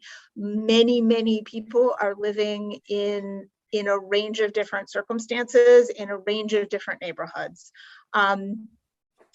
Because there is such a diversity of housing, and because frankly, we don't track people housing by mental health status in order to avoid housing discrimination, I can't give you specific landlords that are willing to accept individuals coming out of the shelter system. And there's no disclosure to these landlords? Because you're disclosing disclosing to us. No, you are disclosing to us that we are going to be receiving single men with mental disabilities. Now, let me just say something about that, because a person with depression or a person with anxiety is not the same thing as a person with paranoid schizophrenia, who then decompensates and then becomes possibly a danger to himself and others. So, like, what is it that you're disclosing to these landlords to let, help them accept these people? Or is it that it's just like the privacy of the client is that you don't disclose anything, and you just, send these people out into various communities wherever a landlord needs a voucher because he has an occupancy? The lease is between an individual and a landlord. It is absolutely not the city's job or the shelter's job to disclose people's health records to private landlords. But we do work, and Samaritan can speak to this, or Yvonne, housing specialists work with clients to identify the housing option where everybody thinks they are going to be the most successful. And in many cases, that's supportive housing where there is, where you do it's required to have a diagnosis, and there is on-site supportive housing. But you know, it is quite literally the law of the land that people are entitled to live in the least restrictive space possible, and many people, even those with a mental health diagnosis, are able to live independently. And I agree with you wholeheartedly, having been a provider, you know, for 26 years of my life, you know, and it's one thing to present a person, because I have seen my clients when they were completely stable at their very best, but when they decompensate, that's the problem. The problem with people with mental health issues is when they decompensate, because sure, a landlord will look at a person and see, oh, they look perfectly fine, and I'm going to give them an, you know, a room, an apartment or whatever. And then, you know, 2 months down the road, nobody can live on that block because that person is completely unstable. And there's no services to help that person once they become independent. There's no services to help them. And we're the ones inheriting that problem. I'm not going to say that there's a lot of landlords in Sunset Park that are giving, you know, these types of, are accepting subsidized people, because I think that a huge number of the landlords in Sunset Park know that people that are subsidized, they come with problems. Sometimes they're not identified immediately, but they are identified. Because why are you not able to live without a subsidy? Because you cannot be independent, because you're too poor. Why are you too poor? This and that, you know. And I have nothing against the poor people or the mentally ill, because I have worked with them all of my life, and I do see the humanity. I do see them as people needing help, you know. But when there are no supports, when there are no families to support these people, where there's nothing other than, you know, just, you know, hopefully they're keeping their appointments, and when they decompensate, they don't do that, it becomes a problem for the community. And this is what I'm trying to bring forward, that, you know, like, how long does it take to remove a repeat offender? You know, because once a landlord signs that lease, you know, they're stuck with that person for the duration of that lease. And that person may not pay the rent. That person may be completely unstable. And where is DHS? And where is Samaritan Village? And where are the services? This is what we're facing. Sorry, Cynthia, could we just wrap it up a little bit? Yes. I think I said enough. Okay, I think so. Right now we're going into hour 3. I just want to thank everybody for being on the call. We have 2 more folks who have questions, but really thank you to DHS and Samaritan Village for, you know, staying on the line and answering all of these tough questions. Really appreciate you being here, and also everyone for really addressing your concerns. We have 2 more questions from board members, and then I'm going to invite the Housing Committee to stay on the line, maybe for another 15 minutes, just so we could discuss next steps for our committee. But again, thank you again. And next, Elise, if you could unmute yourself. Thank you, Antoinette. I'm sorry that I was commuting, so I missed part of the meeting, so I apologize. But so the question that I have is, it sounds like permanent housing is a goal, but my question is for, I guess, the staff of Samaritan Village. What other supports may you offer folks in helping them reach other goals that they might have in their life? You know, be it resuming schooling, working, those types of things. Well, we start with helping them become stable, medication compliant if necessary. We help them with resume writing if needed. We help them get back into GED classes if that's what they were doing before they came in, and they're interested in that goal. We help them look for work, whether it's volunteer work or permanent work. We help them make sure their benefits are intact, which is very important. We help them deal with issues regarding family. Many of the clients have children that they're estranged from. So the list goes on and on and on. And by the way, we are most concerned about their safety, and I know that this call is about community safety, but we want them to not hurt themselves, that's for sure. And so this is just a portion of what we do, but we have been doing it for a while, and we think we do a pretty good job. Thank you. And before we get to our last question, I just wanted to quickly ask a question to DHS.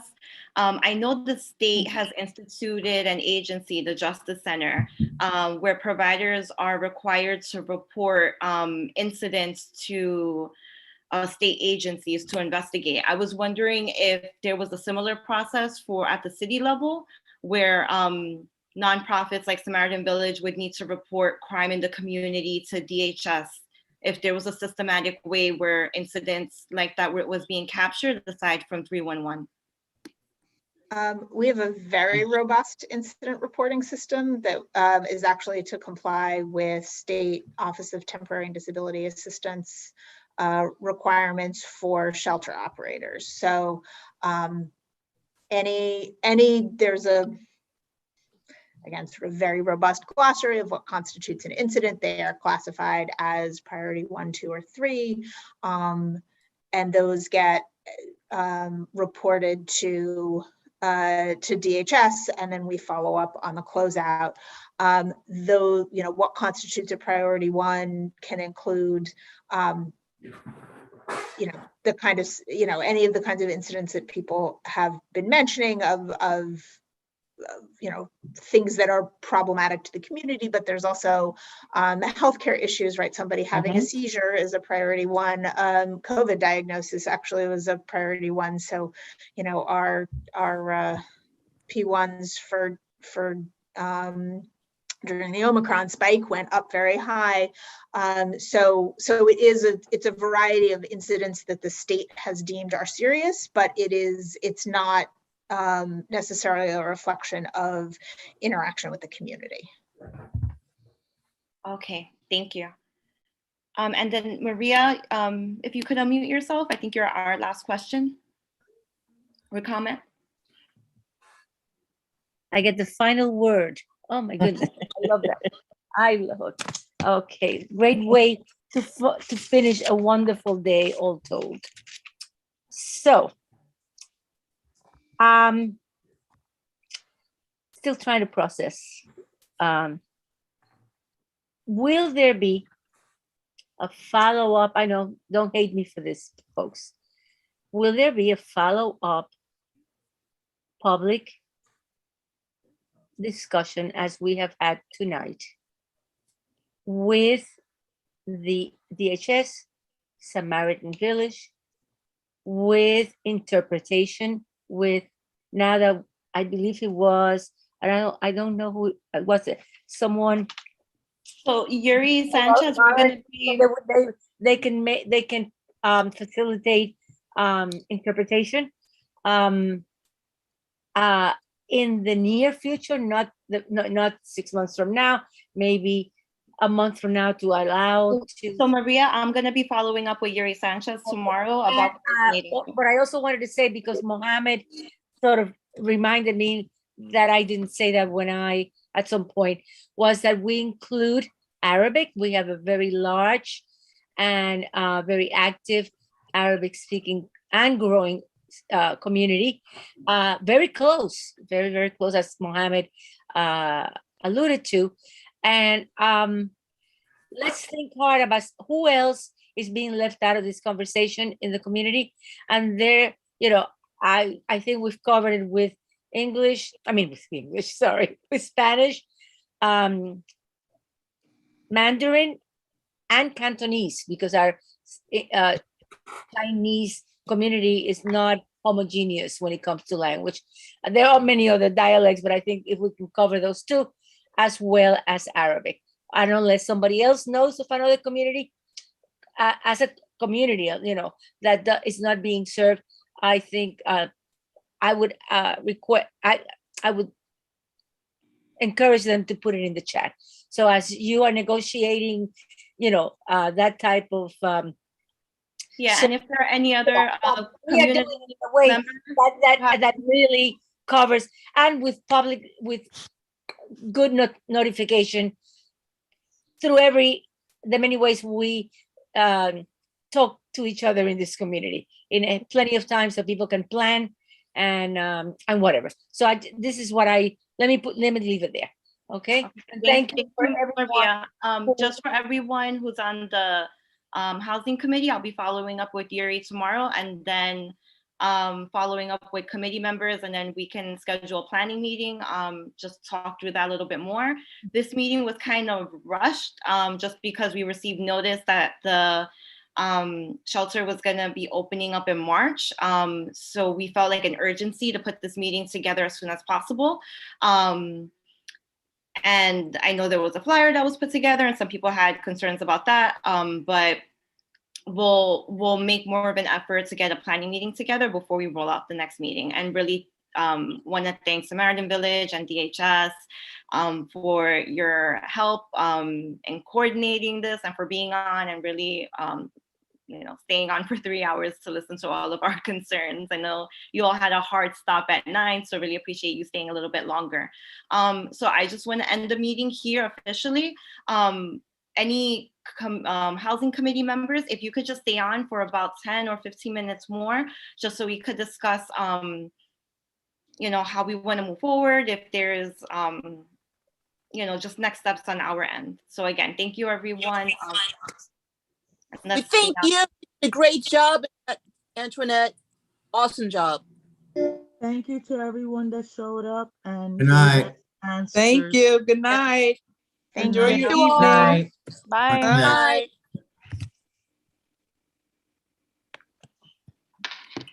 Okay, so I just want to acknowledge that I'm not sure how many hours Jeremy has worked today, so I don't want to stay on the line for too much longer.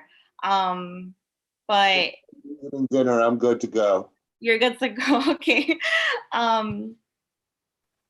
Okay. All right. So I'm not sure how we should organize this. Should we? All right. Does anybody have? So there were a number of. All right. So there were a lot of issues that were raised. What I've been doing during the meeting was taking advantage of the transcript feature that Zoom had available. The community board doesn't have as part of their license a way to extract that. So I was just trying to copy and paste to make sure I got all of the points. So I have that documented. I want to put together, clean it up a bit and just take out the main points and put together like an FAQ document that maybe we could translate. Really like, not to get too into the weeds, but I'll throw it out there to the housing committee if anybody has any resources on how to translate. I was thinking to just use maybe Google, just so that we can have something very rough, just to disseminate to the community about a lot of the points and concerns that was made tonight. And then there was a concern about using manufacturing spaces for shelters. And I know, I'm not sure if Edward Cerna's still on, but there was representation from Councilmember Alexa Avila's office. So just wanted to have a quick conversation with everyone to see if we wanted to write a letter, how to move forward next with trying to preserve industrial space along the waterfront. And then if there was any other concerns that people wanted to raise. So I see, John, you have your hand raised. And again, we don't want to stay on too much later. We could see maybe another 10 minutes. So if you could just keep your comments brief, and if need be, we can schedule another time to meet, and then also to plan to discuss the next meeting with more translation services. So John?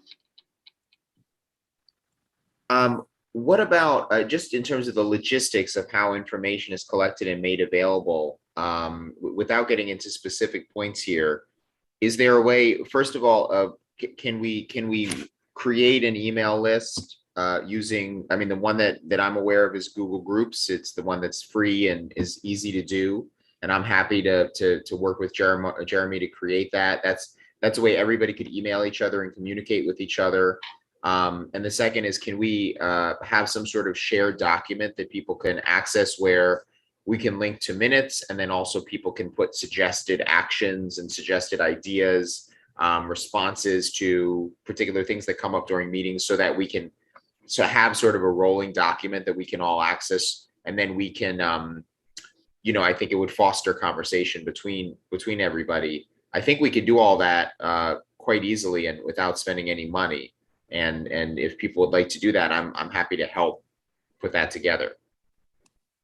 Yeah, so to be completely honest with you, I tried putting that together and it didn't work out for me. But if we could schedule a time to meet with Jeremy, or if we could meet and then bring in Jeremy just to get that together. I'm not sure if we'll need the board's email address, but I did try to create one for the housing committee. And it was just, I just had a hard time understanding how everything would work. Sure. But yeah, if you're available for a meeting, I can follow up with you. Outside of your committee, there are real concerns. We're not allowed to give out email addresses. So I have some real concerns about that, about how the communication is done. Let's talk about that outside of your committee, though. That wasn't the issue tonight. Okay. Okay. Yeah, I mean, I'm happy to meet and talk to Jeremy. Jeremy talks to anybody. The other thing, just quickly, is can we come up with a way to share documents? This would apply to every committee, but one of the things that came up tonight was what was shared with the board when. And if we have a way of, I mean, once again, the easiest way that I'm aware of is just having the Google Drive, which I know that Jeremy did set up. It's not public information yet. We're redoing our website, so there will be a rolling information page and a document repository. Where things that are given to the board are then put in Yes. a folder that people can access? Or a link. Okay, and do we know how? Links. Do we know how long that would take? We are in the process of the redesign right now, and we also have to be trained on how to use WordPress. I don't think it's going to take too long. Yeah, and then I just have another concern. So what I've noticed is that if there's a housing issue, the email or the information will be sent to me as chair, and then Cesar will be copied, and it's not clear who will receive the information. I prefer if there's any information that's being sent, not only be sent to me, but be sent to everyone on the housing committee, just to make sure that there's not a delay in the timeliness that people are getting information. Because what I know this happens is I'll get in, then I just send it back to you. Please just send me an email on that. Happy to do that for you. Okay. The typical policy is I send it to my leadership to give me direction. Okay.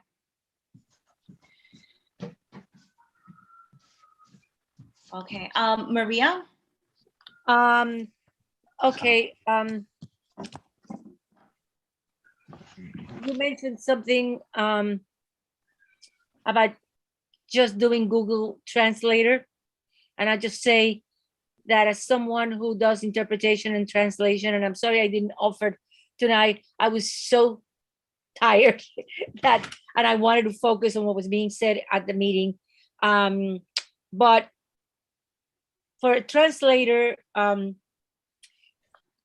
to look at a Google document and then give it a once over and duetes, it's, oh my God, 1/10 of the time, rather than starting with a blank. True for any language. So people are more likely to volunteer.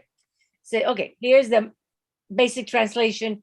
Just make sure the syntax matches and whatnot. And it is much, much faster. So I love that idea of using Google and then offering it out to people who we know within the committee who speak whichever second language of the languages that check. So I just wanted to say, great idea. Go with that from someone who does interpretation or translations and interpretations. Thank you. And then if anyone on the committee is comfortable with volunteering to glance over documents, if you could just drop your name and the language that you're comfortable in the chat, just so we can have it as a point of reference. But don't feel obligated. Just want to throw it out there in case you're comfortable. Nick? So I had two proposals. One would be very much in line with some of the other occupancies that are permitted in M zones, whereas pretty much any kind of residential, you name whatever it is, would be restricted by special permit only, inclusive of homeless shelters, just like hotels currently are. So you're proposing that a special permit would expand to include homeless shelters? Not expand, it would be separate. Okay. Which would then trigger the full review by the community, either via BSA or ULURP, one of the two. City already has a process for that, and that would have to be run up the food chain to the councilwoman and then be introduced as a bill. Secondly, I think we would have to probably be a little bit more aggressive with DHS in terms of bad actors, specifically in the neighborhood. I did not find that their testimony was especially compelling in terms of them actually holding up their end of the bargain. And trying to secure some kind of document from them or something in writing, which then can be held, they can be held accountable to, which then could be submitted to DHS should they not actually do what they're supposed to do. Not to remove the shelter, but to replace its management or otherwise see to its proper operation. And that would be something that would be handled outside of the councilwoman, but could certainly be done in concert with her office. Okay. Does anyone else have any proposals that they'd like to bring to the floor?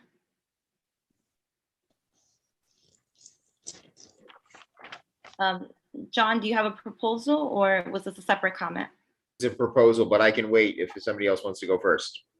Yeah, is there anyone else who has a proposal? Let me see if anybody.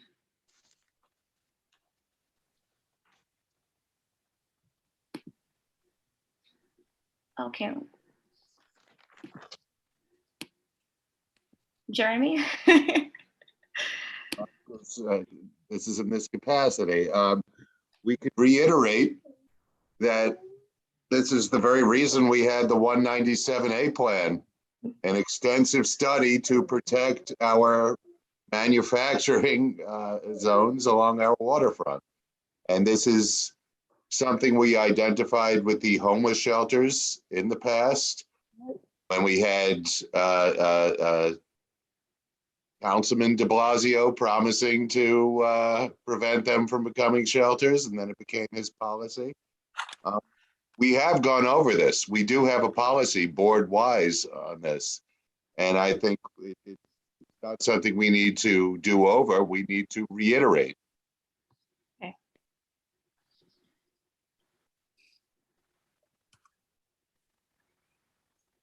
Anyone else? John, why don't you go ahead? Just to second these comments, I mean, obviously, we need to say something anytime uses are switching from one to another, there should be some sort of democratic engagement in that.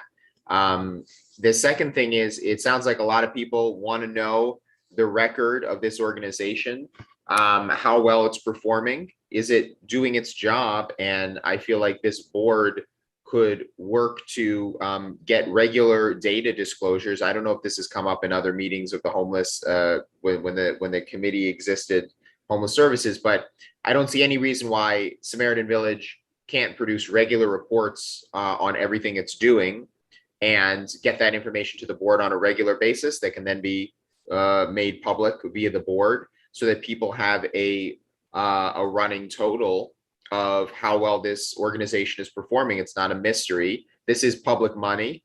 Based on the number given tonight of $150 per night per person, that's $5 million a year. We should know. I mean, this shouldn't be information that's hidden somewhere where you have to find, know what kind of government documents to find. They should be easily accessible to everybody. So I would encourage us to try to figure out how we can make that happen. Yeah, and I just want to mention, if you Google Samaritan Village and look on their website, you'll notice that they are opening up a number of shelters across New York City. So I just wanted to throw that out there.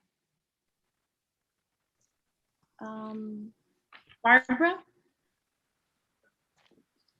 Well, talking about statistics, I mean, I'm right across the street from the shelter right here, and there's always like police cars there. So I'd like to know how often does the police have to go to the shelter, and for what reason? Was it overdose or whatever? Just so we know what's going on. Jeremy, does the comp stats, do they get that granular with data? Not CompStat itself, but we could work with the precinct to pull up any specific address or block. Oh, okay. So Barbara, if you're interested in that information, why don't you go ahead and maybe follow up with Jeremy and reaching out with the 72nd precinct directly. And Okay. then when we have our meeting on the board meeting on the 16th, maybe you could help report that out if they're able to provide any data by that time. Okay, good. I'll do that.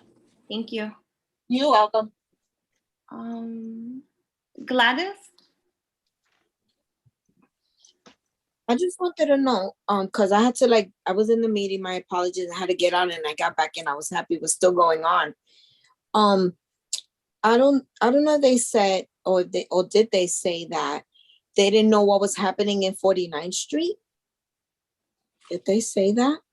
So then how you don't know, and then you coming up to say, that now you're gonna go find out and all this. So it kind of didn't make sense to me. And I've noticed how also, the community has changed a lot.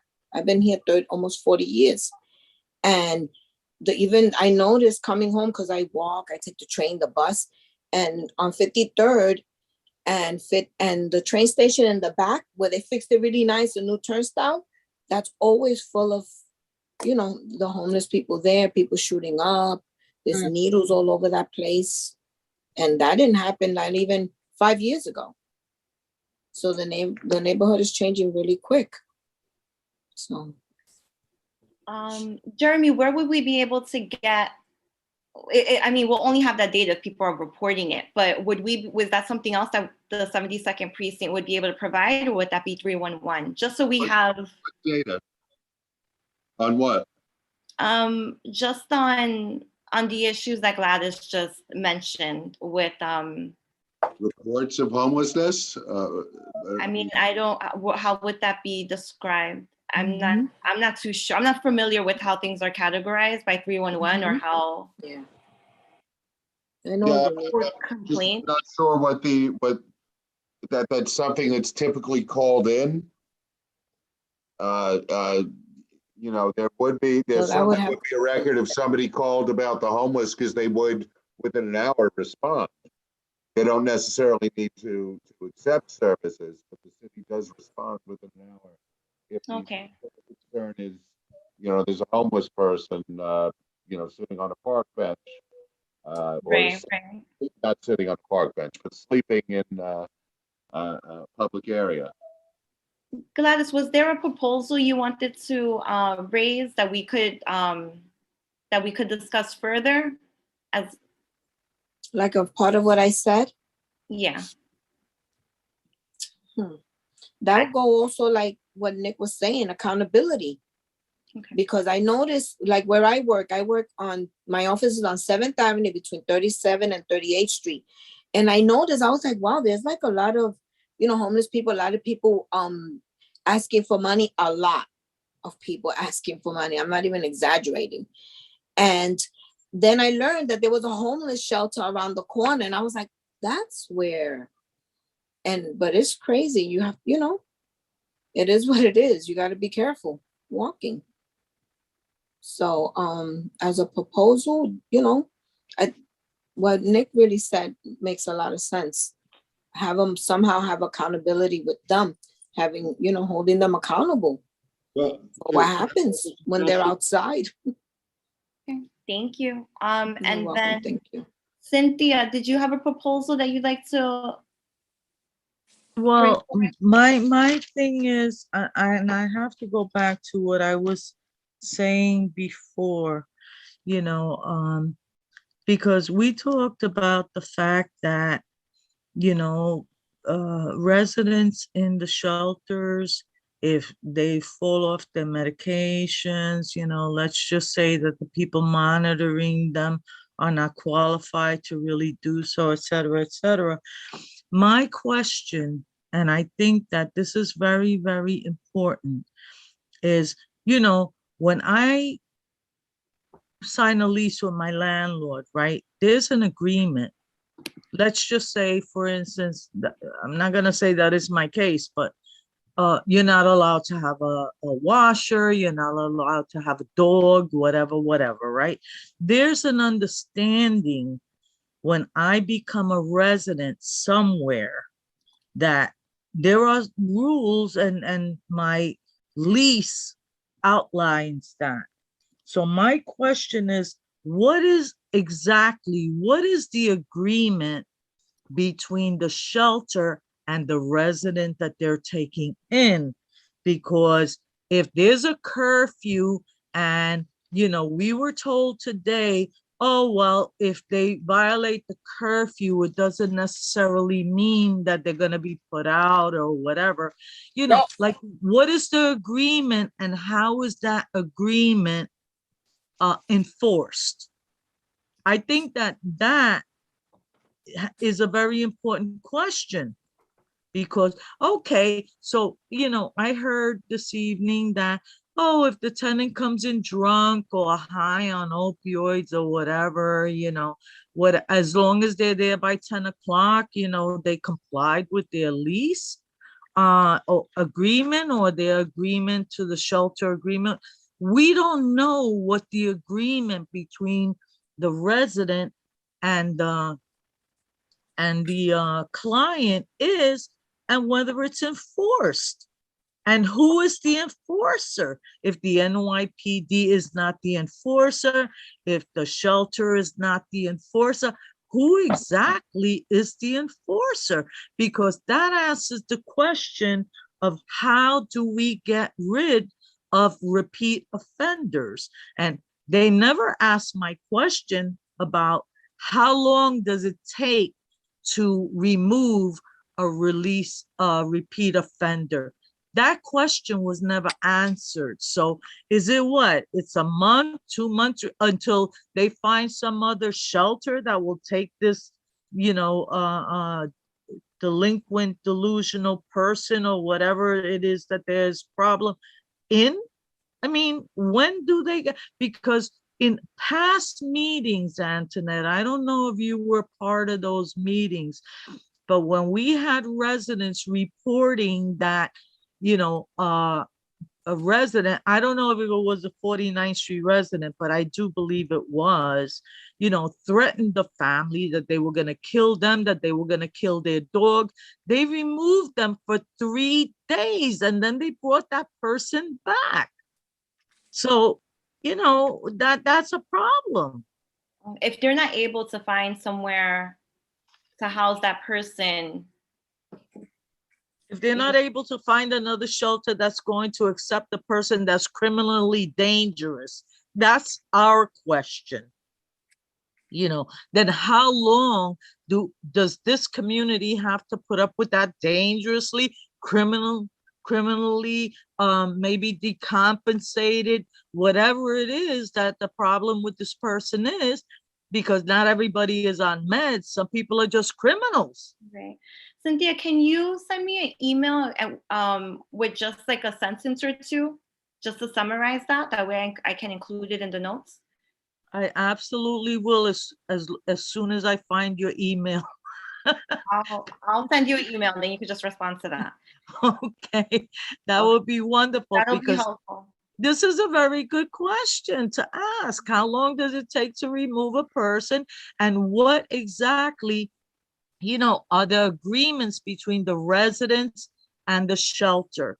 Because, if you're violating the rules that you stated that you would be willing to comply, and if you're not, like if you're out of sorts, you're, mentally decompensated or whatever your case may be, and you've been from pillar to post and everybody knows your name and nobody wants to take you, then like we're stuck with that. Right. So I'll shoot you an email and then if you could just summarize and send that over to me. I appreciate that very much, Antoinette, because I am concerned. Believe you me, I want to tell all of my colleagues on the board, I have dealt with this population for most of my adult life, and I am compassionate, and I have no, issues with, people being drug addicted or alcohol addicted or anything. It's when they lose control. That's the problem, because, hey, we all have issues, it's not anything that, we haven't dealt with or, in our family or whatever. However, there are people that are prone to criminal acts, and we're seeing that more and more. Thank you, Cynthia. Maria? Cynthia already alluded to what I was going to ask or state. So thank you, Cynthia, for being so, precise and what do you call it, exact about this issue from a knowledgeable point of view. Thank you. Okay, thank you, Maria. And Nick, if you could send me an email with a sentence or two with your proposals as well, that would be helpful just to have the framing. Sure, we'll do. Thank you. And Jeremy? I wanted to remind folks that March 22nd, our Public Safety Committee is meeting with Deputy Inspector Castro. I think it would be a good opportunity to speak to him directly about some of these issues. I also wanted to point out that, yes, we've had a very difficult relationship with Department of Homeless Services in the past, but we do have a new administration. And one thing that was different today was their offer to provide translation services. That I took as a friendly step. It's something that the previous administration did not offer us, which is why I didn't even think to ask them for that. So perhaps we want to just bring in, not with a particular issue looming over us, but bring in Department of Homeless Services to talk about the issue in general. Mm-hmm. Do you mean invite them to come in to do more like presentations and workshops on different issues or initiatives? So we could talk to them not with a particular item, homeless shelter potentially coming, that people come in and are upset and speaking very passionately, sometimes even angrily about it, but can learn more about what DHS does, how they operate, and what their general policies are.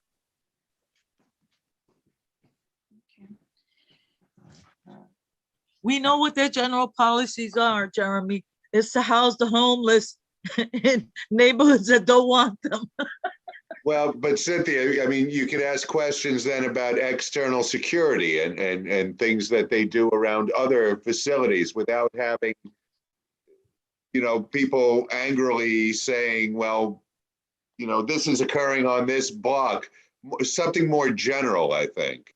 Yeah, but I'll say something to that, Jeremy, and that's that one of the biggest frustrations that we have is the fact that we have our local precinct continually telling us we can't do anything about that. So, how are they there to protect and serve, like if they can't do anything?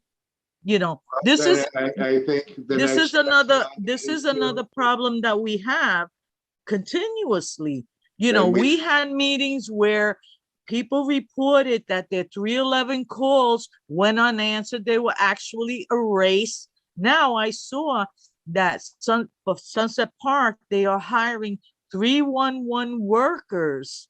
Because why? Because the city can't handle it. Because we need Sunset Park itself needs 311 services that may get answers. This is very concerning, when our precinct, they're helpless. What? These are the people that we pay to help us. So again, I would say we could speak directly to the deputy inspector.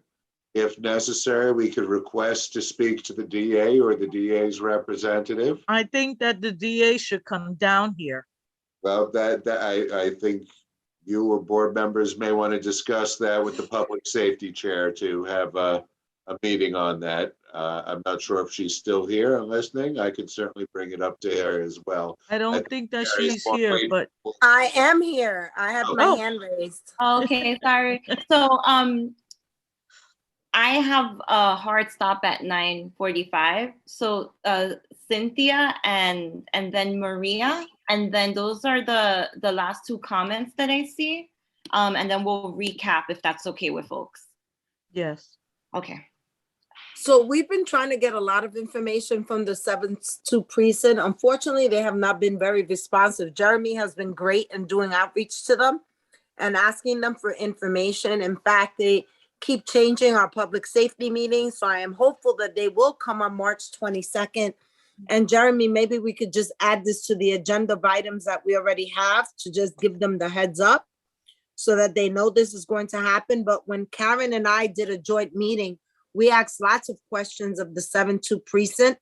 And unfortunately, they never replied to any of the questions. Like what Barbara said, what were the types of incidents that you were reporting? What, all kinds of things. And they didn't reply. I will be more than happy to co-host a meeting or add this to the agenda for the March 22nd. And if necessary, have another meeting. We also had the district attorney at our December meeting, I think it was. And they were very responsive. So they have come. But a lot of the time they said, they didn't get a lot of the arrests that they get. So I think it's a joint problem, but I'll be very happy to have another meeting and co-host one with maybe DHS, the 72nd precinct and the DA office. That will be excellent. Thank you, Cynthia. And If you could be on agenda items, I'd appreciate it. It's kind of late. Hi, I just want to say one more thing though. I've been going to the 72nd community council meetings, and they totally have just like cut off answering questions about this. Like they spent the whole meeting talking about all the traffic stuff, and when people try to raise their hands about either the homeless or the crime or everything like that, they shut us down. Maybe if it's on the agenda for the meeting later this month, it might be a good way to make sure that they're answering these concerns. Maria? No, it's okay. Sorry, I forgot to put my your hand down. It was answered. It was answered. Yeah. Okay. All right. So Nick, you'll send me an email with quick statements on the two proposals. One is on land use, and making sure, in a nutshell, that we're preserving manufacturing along the waterfront, and building resistance on other uses, and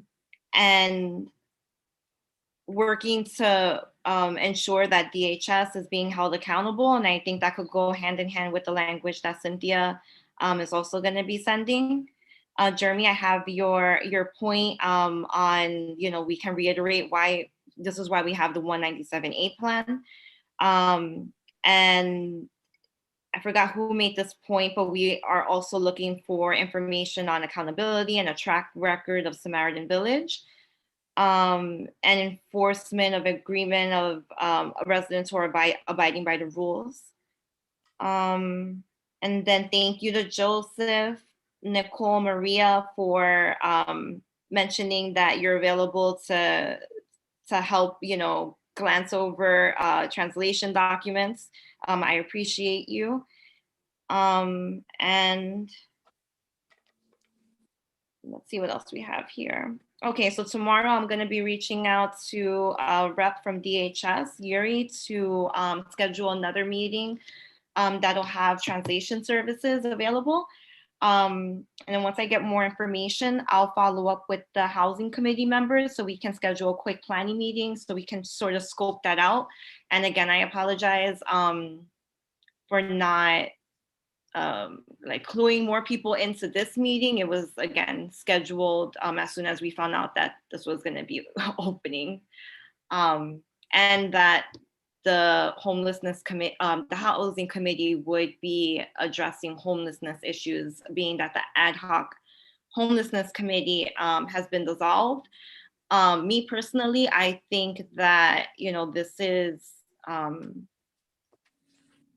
a really large issue that I feel deserves its own committee. But that's how I feel personally. I think, there's a lot of things or items that housing committee members have discussed that they wanted to take on.